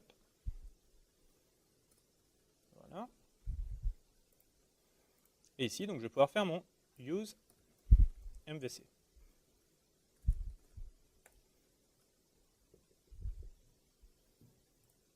Voilà, je relance mon appli. Et alors, si vous vous rappelez bien, j'ai dit quelque chose d'assez important au début, dans les slides. Je vous ai parlé de l'injection de dépendance. Je vous ai dit que maintenant, tous les frameworks, ils étaient basés pour utiliser cette injection de dépendance. Si vous connaissez MVC, vous savez qu'en interne, MVC, il a plein de mécanismes qui vont vous permettre de localiser le contrôleur à exécuter, de localiser l'action à exécuter, d'exécuter cette action, etc. Tous ces mécanismes-là, ils sont exposés, enfin, en tout cas, ils ont des formes d'abstraction, iControllerFactory, iActionInvoker, etc., qui ont des implémentations de base. Par défaut, lui, il ne sait pas, en tout cas, par défaut, jusqu'à MVC5, il savait quelles étaient les implémentations de base à utiliser, mais maintenant, il ne le sait plus. En fait, il va falloir configurer l'injection de dépendance pour lui dire d'utiliser ces implémentations de base-là. Au passage, notez le redesign ici de la page d'erreur. Ça, c'était la page historique que vous connaissiez, toute blanche avec l'encart jaune au milieu. Maintenant, c'est tout bleu, avec ce magnifique... Voilà. C'est pas sûr que ça reste. Encore une fois, on est vraiment sur du preview complet. Donc, je vous ai dit qu'il faut configurer l'injection de dépendance. Pour faire ça, je vais pouvoir faire... Hop, Use Service. Ici, alors je ne sais pas si vous y connaissez un petit peu en injection de dépendance, je vais juste rajouter un petit using. Alors, je ne sais pas si vous êtes utilisateur de ReSharper, mais ça ne marche pas avec cette version de VS pour l'instant. En tout cas, pas à l'époque où j'ai regardé. Je ne sais pas si ça a changé, et du coup, ce n'est pas forcément pratique.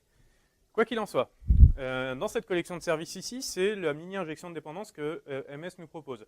Si vous êtes familier du concept, vous voyez ici que vous pouvez enregistrer vos services sous la forme de singleton, sous la forme classique, etc. Tout marche. Je peux faire un add MVC. Add MVC, finalement, c'est une méthode d'extension qui va enregistrer toutes les implémentations de contrôleur factory, etc. par défaut. Du coup, si je relance mon appli, ça va être un petit peu mieux. Ça n'a toujours pas marché parce qu'on n'a pas fait de code MVC, mais au moins, ce sera peut-être plus la même erreur. Voilà. Il me dit quoi? Il me dit forbidden, normal, j'ai rien dans mon site. Mais mon site marche. Alors, on va commencer à faire du code maintenant. Si vous êtes développeur ASP.NET MVC, ou si vous vous êtes tenu au courant ces dernières années, vous connaissez sûrement ça.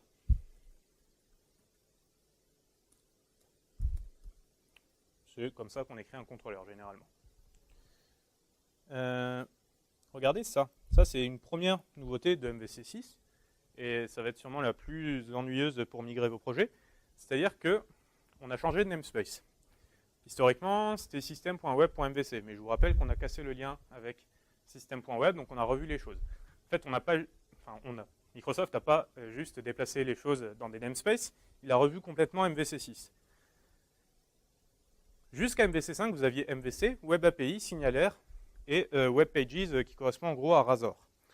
Avec MVC 6, ils ont pris tout le monde, ils ont mis tout le monde dans le même paquet. Il n'y a plus de distinction entre MVC et Web API. Et ça, c'est super important. C'est-à-dire qu'ici, si je suis dans un contrôleur, en fait, en MVC5, ça, c'était un contrôleur MVC, et ça, c'était un contrôleur Web API. Alors maintenant, tout est pareil. Tout est pareil. Ici, si je veux retourner, je dis n'importe quoi, mais admettons, j'ai une classe produit. Hop. Pardon.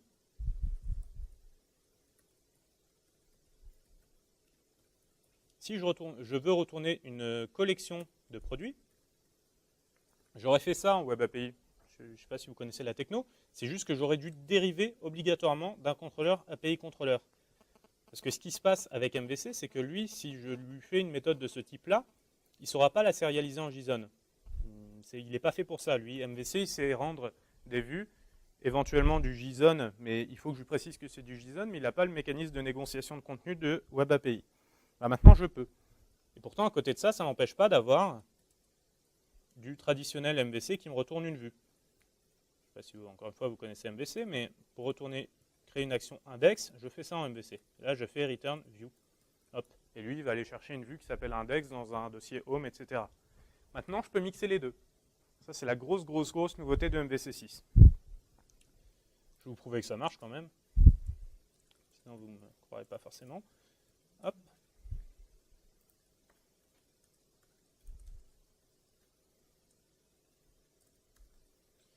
ID égale 2.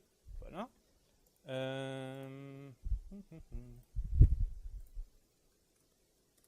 Ça n'a pas changé. Hein. Toujours Views et Home, mes dossiers. Et là-dedans, je vais pouvoir mettre ma vue index. Oh, on a même un template magnifique.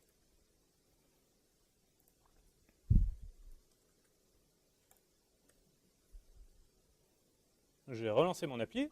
Donc ici, je vais tomber sur mon contrôleur home et ma vue index, si j'ai pas fait de bêtises. Voilà, mon éternel salut qui revient. Et si par contre je prends Fiddler, normalement j'ai installé, voilà, et que je viens taper ma pop ici, je suis pas sûr que ça marche en fait, ouais. J'ai fait une bêtise. Je vais juste enlever ça parce qu'au final j'ai un petit conflit entre mes deux actions. Hop. C'est juste que j'ai pas fait de route, donc par défaut Web API, quand vous avez une requête qui arrive en get, il va chercher normalement une action qui s'appelle get. Mais moi j'ai aussi mon index qui va répondre à mon get là, donc j'ai un petit conflit entre les deux. Quoi qu'il en soit, si je fais ça et que je tape ma page principale de mon site, maintenant j'ai quelque chose qui ne marche pas. Qu'est-ce que j'ai fait?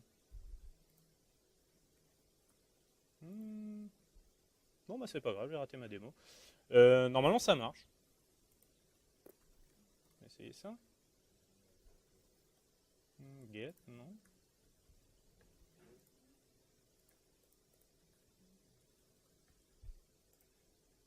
Ah c'est mieux. Hop. Voilà, on voit bien ici que j'ai mes deux produits qui sont là. Je pourrais avoir donc mes deux types d'actions dans le même contrôleur, ça marcherait. Le seul problème donc c'est bien faire attention au routing, comme ici. Pour conclure, deux nouveautés super importantes. Je vais revenir ici, je vais commenter ça plutôt. Je vais décommenter ça. Hop. Et ici, plutôt que de retourner un action result, je vais retourner une chaîne de caractères. Je vais faire salut. Hop. Et je vais relancer mon site.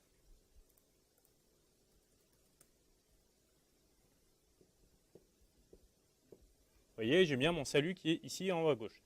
Je vais vous demander de bien regarder. Alors, je vais être devant, donc ça va être compliqué. Je vais me mettre comme ça. Je vais vous demander de bien regarder ici. Ici, c'est l'icône de 2IS Express. En fait, vous êtes super loin, donc vous ne la verrez sûrement pas, mais faites confiance à ceux qui sont devant. Attention, regardez, j'édite mon code ici. Je fais CTRL-S. Je ne sais pas si vous avez vu, ça scintille. Je vais vous le refaire, parce que ça va très vite. Ah merde. Peut-être une problématique, c'est que le rafraîchissement du rétro est très lent. Vous voyez, salut. Hop, je fais CTRL-S. Vous l'avez vu? Ouais. Je fais F5 ici. Ça mouline. Et j'ai bien mon salut 2. En fait, ce qui s'est passé, c'est que j'ai un file system watcher qui est sur tous mes fichiers CS dans mon code. Et je vous l'ai dit, la compilation dans VS, elle fait juste un spell check. Elle ne compile plus vraiment. J'ai plus d'assembly qui est générée sur le disque. Si je vais voir le bin de mon site, je suis là-dedans, je crois.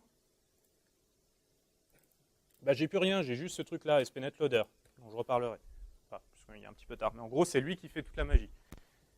J'ai ce file system watcher là, il voit que j'ai modifié un fichier CS, hop, il shoot 2IS. À la prochaine requête, il va recompiler mon code source et il va me redonner la bonne vue, en tout cas le bon contexte.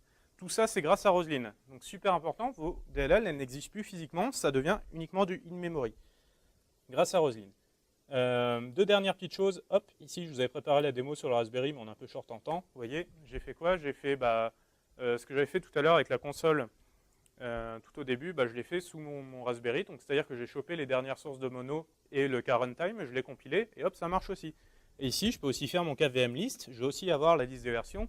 Sous mono, c'est un petit peu différent, on voit que c'est pas trop fini pour l'instant, mais j'en ai qu'un, il est là, mais j'ai quelque chose d'assez similaire. Mon site web, je pourrais le prendre, le mettre dessus, ça devrait marcher. Autre point super important, et intéressant en tout cas, vous voyez ici, là, j'ai repris une autre appli. Alors, ça marche pas trop dans la version actuelle. Il faut un peu bricoler et prier pour que ça fonctionne, mais en gros, j'ai un fichier global JSON au niveau de ma solution. J'avais pas tous ces projets-là. Ces projets-là, en fait, c'est le code source de ASP.NET MVC. C'est-à-dire que j'ai cloné le repo de MVC en local. Vous voyez, git MVC SRC. J'ai rajouté ce fichier JSON-là. Et ce qu'il a fait, c'est qu'automatiquement, il a vu que dans mon project JSON ici, je lui ai dit que je voulais utiliser Microsoft ASP.NET MVC. Mais il a vu aussi que parce que là-bas, j'ai filé le chemin vers un repo local, il a retrouvé ses projets. Donc il s'est dit, ah, plutôt que de prendre celui depuis Nugget, je vais prendre celui qui est dispo en local. Et même mieux, je vais charger les projets dans la solution. Et comme ça, moi, si jamais j'ai envie de développer et débugger un truc dans MVC, ça arrive, je peux venir là et je peux mettre mon breakpoint et il sera IT, au runtime. Et ça, c'est vraiment, vraiment, vraiment énorme. Je vais conclure là-dessus. Hop.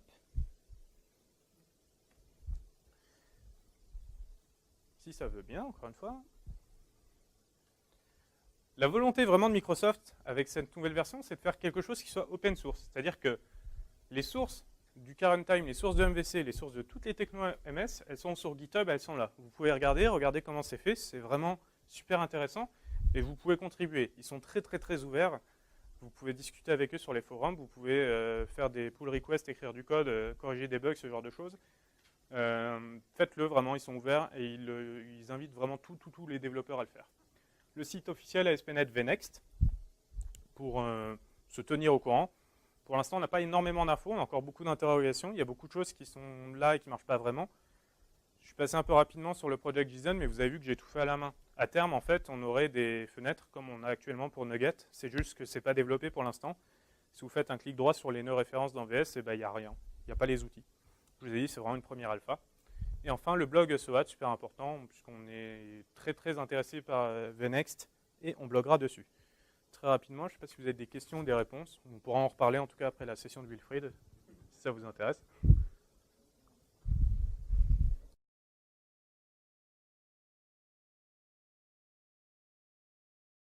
Alors moi aujourd'hui je vais vous parler d'Azure. Donc je ne sais pas, parmi vous qui fait de l'Azure ici? À main levée à peu près? Personne? Ok, merci.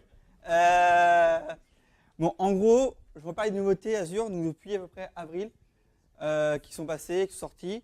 J'en ai sélectionné quelques-unes, pas toutes parce qu'il y en a beaucoup, on va voir tout à l'heure. Et on va d'abord, avant tout ça, faire un petit retour sur Microsoft et sur les dernières nouveautés qui ont été annoncées. Donc déjà, je me l'éteins. Ça c'est moi. Alors, c'était moi, hein, vous voyez toujours moi. Alors, je ne sais pas si vous êtes au courant, mais chez Microsoft, ils ont accueilli un nouveau PDG qui s'appelle Satya Nadella. Alors Satya Nadella, c'est quelqu'un qu'on ne connaissait pas trop avant, en soi, il n'est pas très très visible, mais c'est la personne qui travaillait sur tout ce qui était Azure en fait, qui était donc à la tête de tout ce qui était Azure et Server and Tools. Donc il est arrivé chez Microsoft et sa première conférence de presse, il a donc donné la phrase Mobile First, Cloud First. Donc comme quoi c'est la vision de Microsoft qui veut mettre en place chez eux, contrairement à celle qu'il y avait avant qui était plus orientée device et application, beaucoup plus orientée device.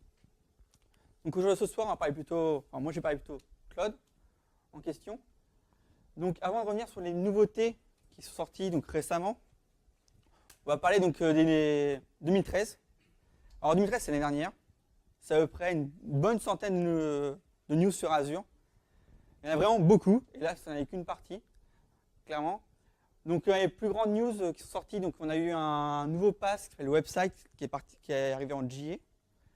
On a eu l'arrivée des machines virtuelles avec le YAS.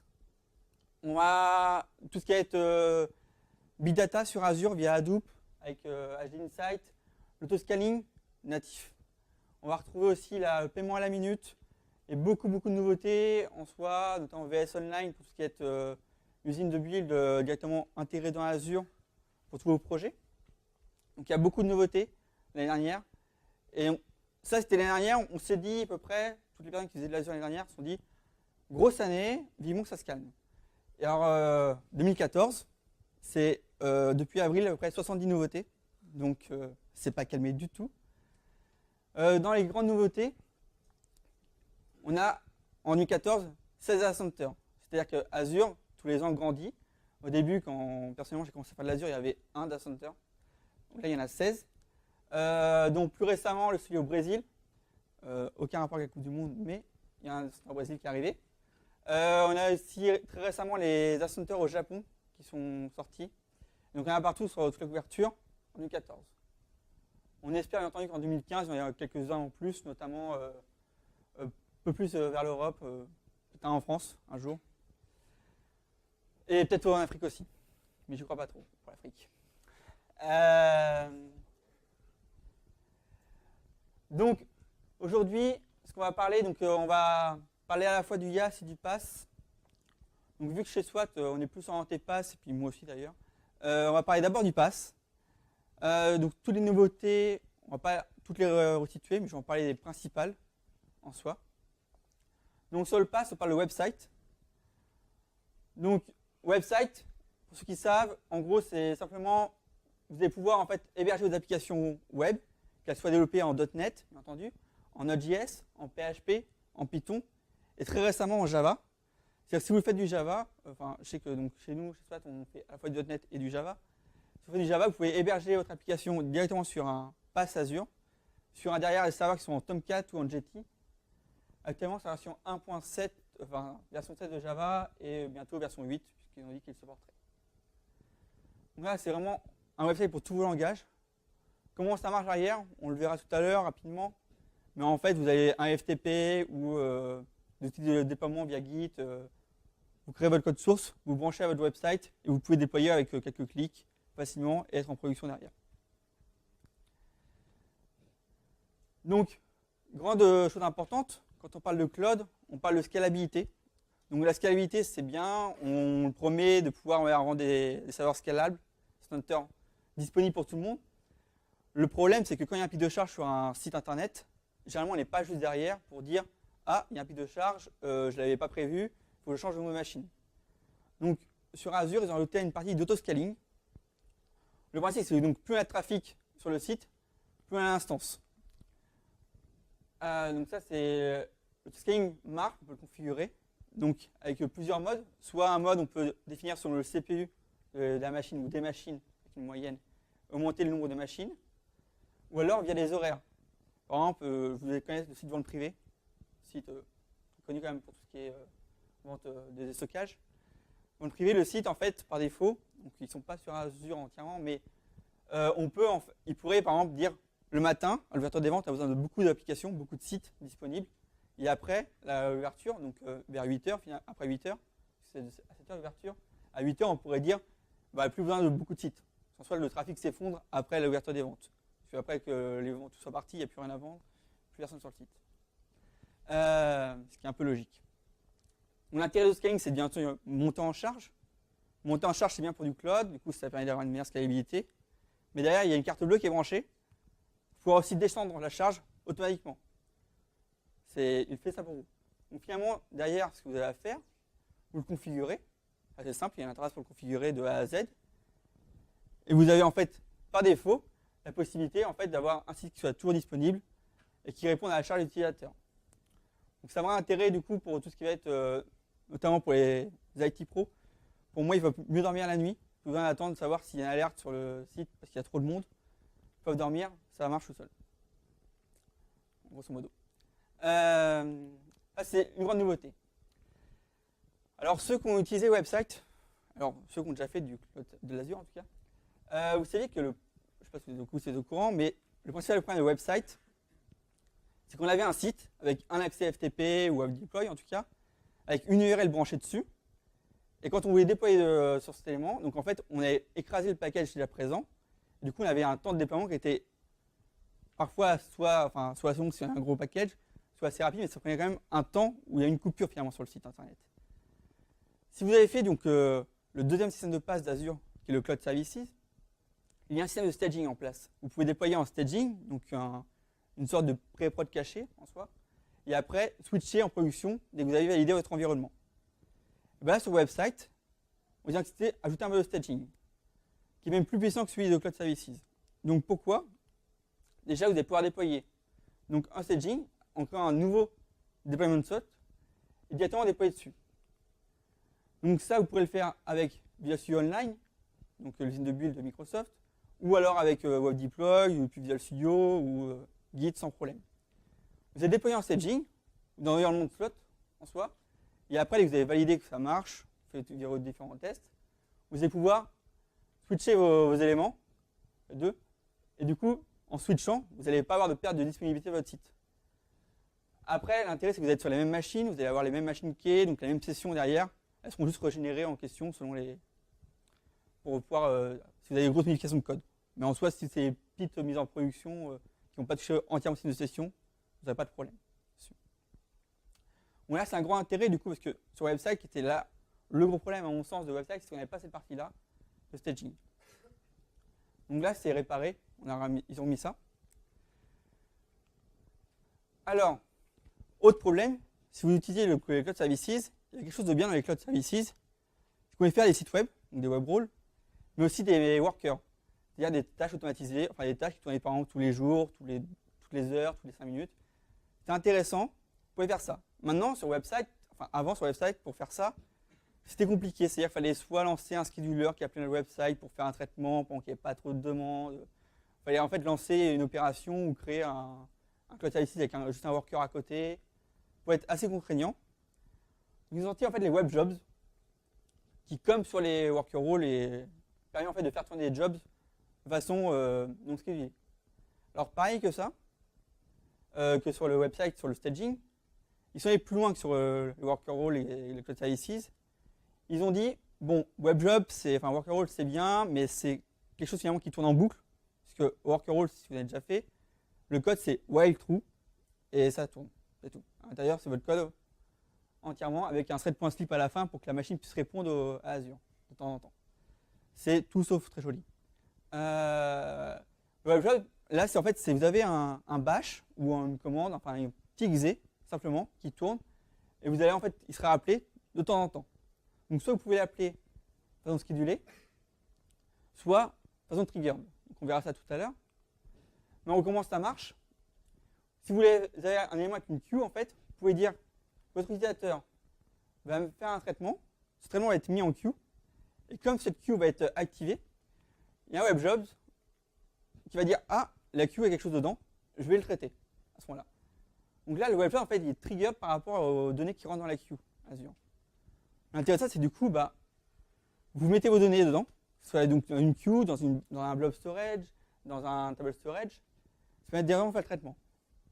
Si je prends par exemple un traitement, mais première démo qu'on fait sur Azure à l'époque, c'était, on avait un web role et un worker role. Le web role permettait de récupérer les images. Vous pouvez stocker les images depuis un simple outil déposé dessus. Derrière, ces images étaient stockées.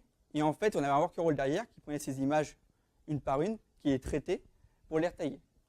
Donc là, pareil, c'est-à-dire que si je voulais faire un petit gary GIF, en fait, je pourrais entrer mon GIF dessus, il sera stocké dans un blob storage, et derrière, en fait, mon WebJob voit qu'il y a un nouveau GIF, il va le traiter pour le modifier si besoin. Voilà, c'est WebJobs, sorti donc avec ça. Autre élément important, donc il y a le Traffic Manager. Vous avez peut-être dû en parler puisque c'est un outil qui existe depuis un petit bout de temps. Et maintenant, il est en GA sur website aussi. Donc, Traffic Manager, à quoi ça sert? C'est que vous avez une application qui soit à portée mondiale. C'est-à-dire que on se dit que ce n'est pas que pour la France, c'est vraiment pour tout le monde. Et c'est là qu'on commence à avoir un vrai principe du cloud et pourquoi c'est intéressant. Donc, je vais avoir un utilisateur au Japon, je vais avoir un utilisateur en Europe, aux États-Unis. Je vais le déployer sur les 3 data centers. Donc, comment je fais? Est-ce que je fais une URL par site en disant que les Japonais vont se connecter sur japan.monsite.com, les Européens sur europe.monsite.com? Non, en fait, vous pouvez utiliser Traffic Manager qui permet en fait de linker une URL à vos différents sites. Donc en fait, vous allez pouvoir linker votre URL dessus. Et l'intérêt de ça, c'est que vous allez pouvoir modifier votre Traffic Manager en question pour dire je veux que mes utilisateurs européens se connectent en Europe, mes utilisateurs japonais se connectent au Japon, mes utilisateurs américains se connectent en Amérique. Et pas l'inverse, on n'ait pas de latence, de problème de latence. Donc là, c'est le cas idéal, on se dit, ça marche bien, comme ça me permet de faire des mises en prod sur les différents sites et je vais avoir pas de problème, tout le monde aura accès au même site. Très bien. Se trouve le moment où crise mondiale, les data centers européens tombent, ou alors vous dites qu'en fait vous avez une grosse mise en production en Europe à refaire de A à Z, puisque vous voulez refaire en fait une grosse nouveauté de feature associée et faire finalement un petit environnement de dev, juste pour les Européens. Finalement, vous allez couper votre data center Europe, il ne va plus répondre. En fait, derrière, les utilisateurs vont se rediriger automatiquement vers le Japon et vers les États-Unis. Du coup, pour l'utilisateur, il ne va pas avoir des problèmes de connexion au site. Pour lui, ça marchera toujours, pas de souci. Donc, on permet de faire la mise en prod et après, on va pouvoir redéployer et le rebrancher. Là, c'est une nouveauté. Donc, je vais vous montrer sur le portail à quoi ça ressemble maintenant. Donc, pas toutes, puisqu'il y en a déjà beaucoup. Donc, le portail Azure, en soi, pour anecdote, il y en a deux maintenant. Il y en a donc celui-là, qui est le connu, donc manage.windowsazure.com.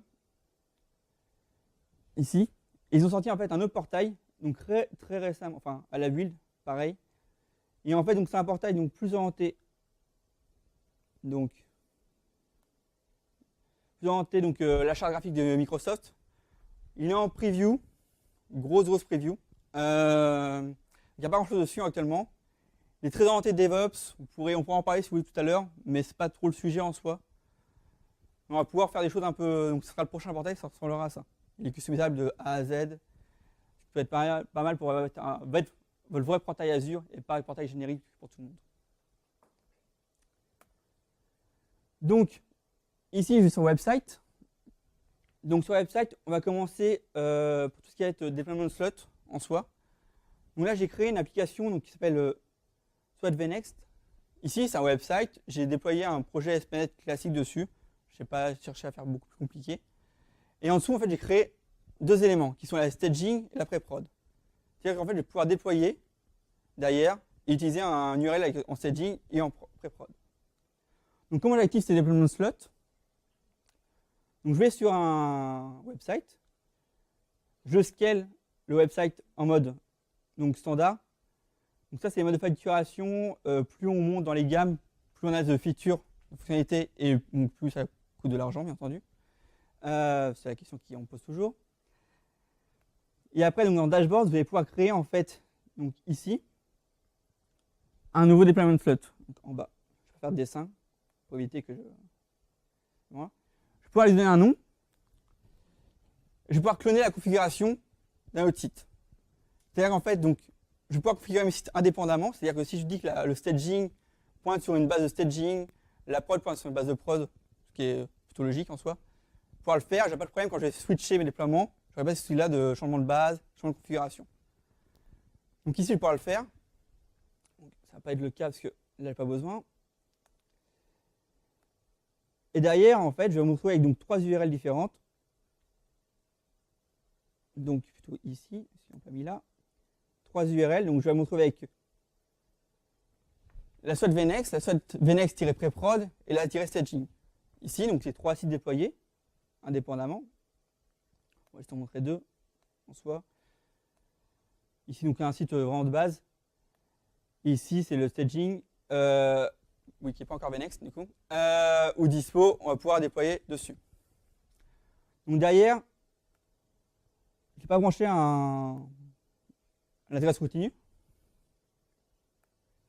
J'ai branché donc simplement avec Visual Studio. Quand je vais déployer sur Visual Studio, je vais dire.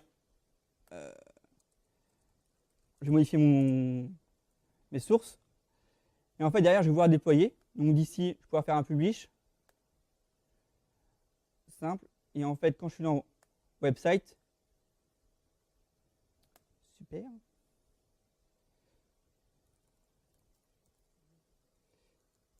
Alors.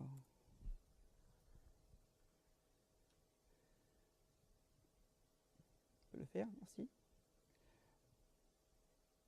L'effet démo, c'est aussi pour moi. Alors non, ça charge en fait, c'est que ça prend 3 heures. Merci bien. Donc là, ça charge tous mes websites qui sont associés à mon compte. Il y en a quelques-uns. Ici, en fait, je vais retrouver donc mes différents, donc à la production, mais aussi mes différents environnements de staging.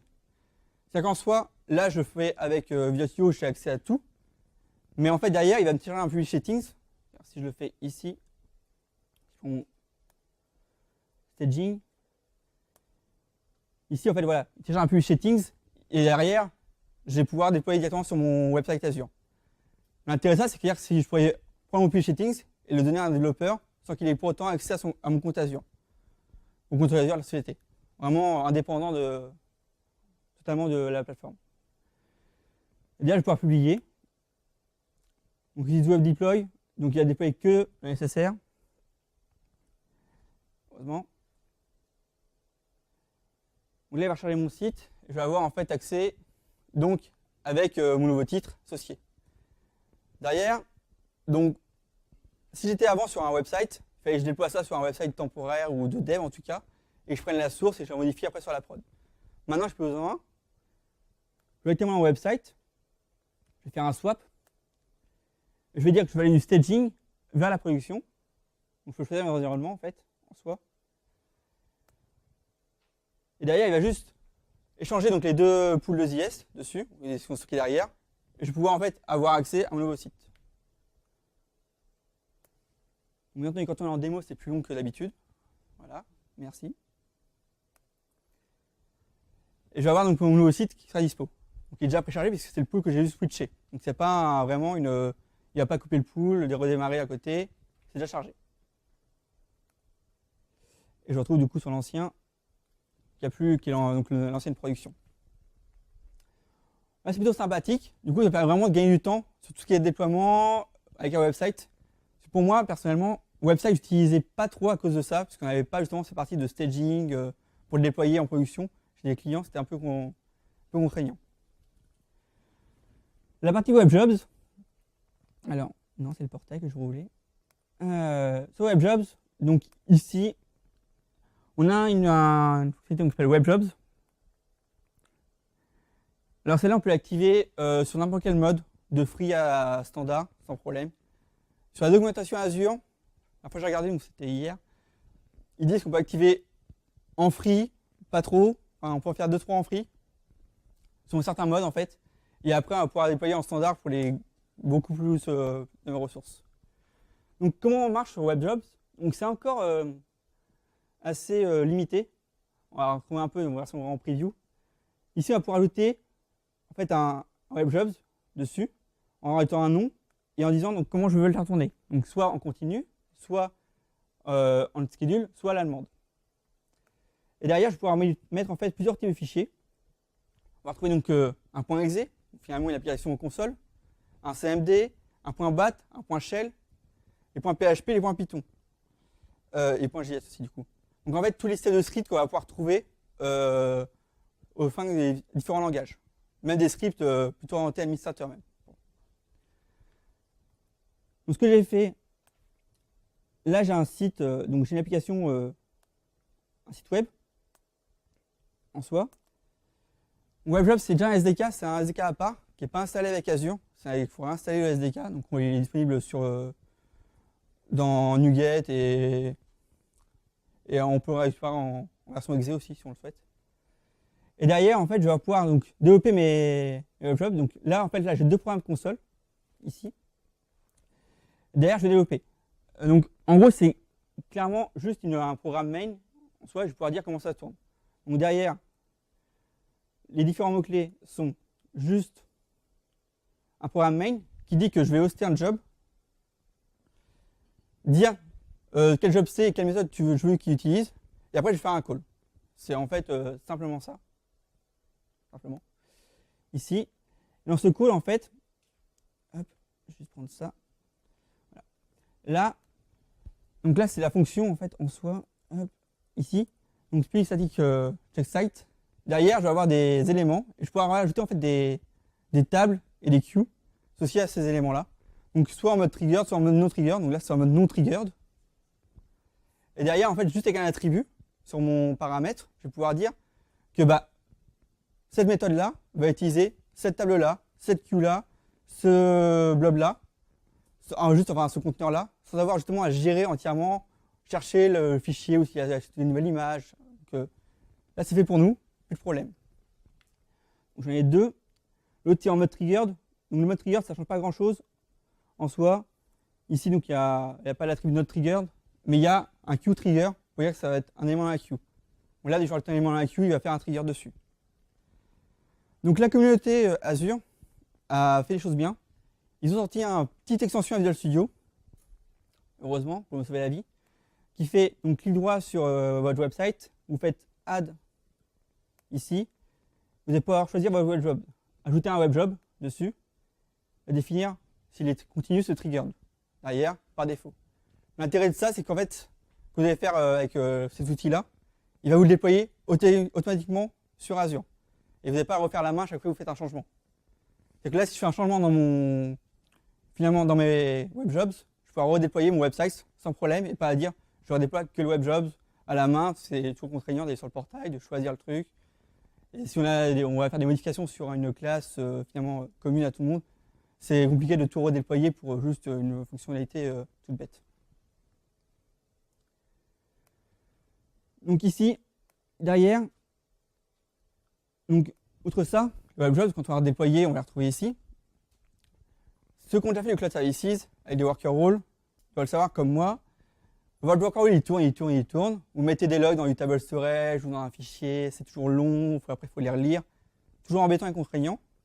Là, c'est fini. En gros, vous allez sur chacun de vos workers, le WebJobs, en fait. Il va vous ouvrir un nouveau portail, enfin, une nouvelle interface qui est sur votre site.scm.azurewebsite.net et /Azure Jobs. Ici, ça prend un peu de temps à charger, mais il le charge normalement. Merci bien. Ici, vous allez en fait retrouver directement un portail avec les dernières exécutions. Ici. Et avec le statut, si elle a réussi ou échoué. Donc, quand il a réussi, il va pas donner beaucoup d'éléments d'information, bien entendu. Mais si je prends un échec, ici, en fait, sur mon échec, il va me dire en fait derrière la raison de mon échec. L'intérêt de ça, c'est que clairement, je vais avoir un portail pour mes logs d'erreur qui est déjà tout fait pour moi, j'ai rien à faire, il est disponible et je l'ai là, par défaut. Donc si on prend donc, mon website et que je lance, il est là.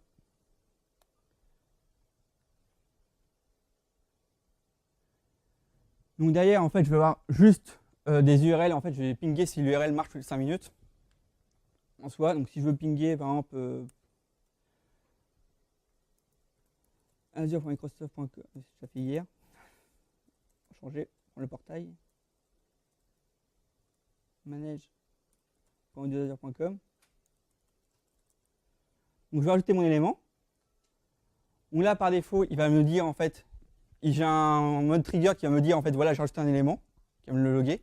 Je n'ai pas eu le checker parce que j'ai mis un non trigger en soi. Mais je vais pouvoir en fait, depuis le portail, on reçoit sur WebJobs. Et en fait, dire que celui-là, je vais pouvoir le run. Et derrière, il va mettre à jour mon site. Donc derrière, c'est devant un signalaire, donc j'ai vraiment un accès depuis mon WebJobs à mon interface si je le souhaite, sans aucun problème. L'intéressant, c'est de pouvoir avoir des jobs tout complets et faciles à faire, intégrés dessus. Donc ça gagne de temps parce que c'est vrai que c'était toujours contraignant de faire un worker role juste pour ça, pour scheduler les éléments. Vous pouvez utiliser le scheduler d'Azure qui est sorti récemment, mais pareil, c'est pas non plus. D'ailleurs, c'est un WebJobs qui tourne, un worker role pareil qui tourne. C'est toujours une autre brique à rajouter et à maintenir. Là, tout est intégré. Donc, je ne vais pas parler du Traffic Manager parce que j'ai personne au Japon pour faire une démo. Mais je vous assure, j'ai demandé. Mais il n'y a personne dispo. En gros, donc des annonces autour du web, autour du website notamment, parce que sur Cloud ici, il n'y a pas eu trop d'annonces. Donc, la montée en charge, le Traffic Manager, les web jobs, on a le backup. Donc, c'est-à-dire qu'on peut faire un backup automatique de notre repo, enfin notre FTP, dossier sur notre site web, pour pouvoir le garder. Donc ça peut être bien si vous voulez justement faire un backup automatique, si vous avez plusieurs personnes qui ont accès à votre site, et vous ne savez pas trop qui c'est, enfin, vous n'avez pas totalement bien versionné votre élément, il y a déjà ça par défaut dessus. Le support Java, toutes les nouveautés de .NET bien entendu dessus, pas encore la version 6, mais j'espère, ça arrive. Il y a un meilleur tooling avec Visual Studio, donc il y a une amélioration au fur et à mesure. C'est-à-dire que, comme l'a dit Léonard tout à l'heure, actuellement sur ASP.NET VNext, le tooling c'est pas encore trop ça, mais sur Azure il y a 3 ans on faisait toute la ligne de commande. Pareil, et ça a bien changé depuis. C'est même magique. Maintenant, donc on va faire plutôt le YAS. Donc il y a beaucoup de nouveautés sur le YAS. Je ne vais pas toutes les donner parce qu'il y a beaucoup trop. J'ai repris pareil l'essentiel. Donc notamment une intégration avec Visual Studio, puisque le YAS à la base c'est orienté pour les IT Pro. Mais Microsoft s'est dit, les IT Pro c'est bien, mais les développeurs ont aussi besoin de la machine virtuelle. Moi j'utilise très souvent, et à la fois pour mes projets, mais aussi quand je veux faire vraiment du debugging à distance, ils ont mis le remote debug par défaut, on va pouvoir l'utiliser, pareil. Et Visual Studio. On va retrouver en fait aussi donc une meilleure gestion de la capture d'image des VM pour la récupérer. Avant sur Azure, vous pouviez capturer une image, une machine virtuelle, vous capturez donc le disque dur principal et les disques de stockage n'étaient pas capturés. Et surtout quand vous remontiez votre machine, en fait, les disques n'étaient pas rattachés à la machine quand vous recapturez. Donc il fallait tout reconfigurer. C'était une perte de temps. Maintenant, vous faites une image, ça prend tout en question. Et là, vous avez tout ébloui. Et je pourrais en fait la recréer donc, ici ou ailleurs sans problème. Donc ça peut être intéressant du coup pour gagner du temps et fini pour les admins d'avoir tout recréé de A à Z. Pour la configuration des machines virtuelles, Microsoft est sorti un peu de chez eux. Ils ont dit oui, PowerShell c'est chez nous, on peut faire du PowerShell pour configurer nos machines virtuelles, mais maintenant ils ont rajouté Puppet et Chef qui sont des outils donc, très connus pour gérer les fermes de serveurs de A à Z. On ne va pas rentrer en détail dedans, ça permet en fait de gérer votre serveur de A à Z dessus. Voilà du coup. L'US in Action, je ne vais pas vous faire toutes les démos, je vais en montrer une. Je vais pas parler. On est vraiment en retard, c'est ça? Non? Ok. Hein, maintenant c'est bon, vous avez fouillé, c'est fini. La sortie, donc Azure Remote App. Azure Remote App, c'est un outil pour pouvoir, un peu comme Citrix, déployer des éléments et des machines. Donc une machine va être à distance et vous allez pouvoir utiliser cette machine depuis votre device. Depuis un PC, depuis un Android, un iPhone, depuis une tablette Surface, sans problème, pour l'utiliser, même depuis un Mac. Derrière, je vais avoir un ensemble d'applications par défaut. Et ici, par exemple, donc, si je veux utiliser la calculette à distance, je vais pouvoir l'utiliser. Bon, la calculette, ce n'est pas un super exemple, mais 6 x 7, hein, ici. Hein, voilà, j'ai une super calculette. Non, l'intérêt, moi, je vois pour un développeur de base, moi, je n'ai pas tous mes outils chez mes clients en soi, quand je n'ai pas mon PC. Là, ici, je retrouve en fait tous mes outils pro. Je retrouve mon OneNote, je retrouve mon OneDrive Business, je retrouve mon Project, mon Visio.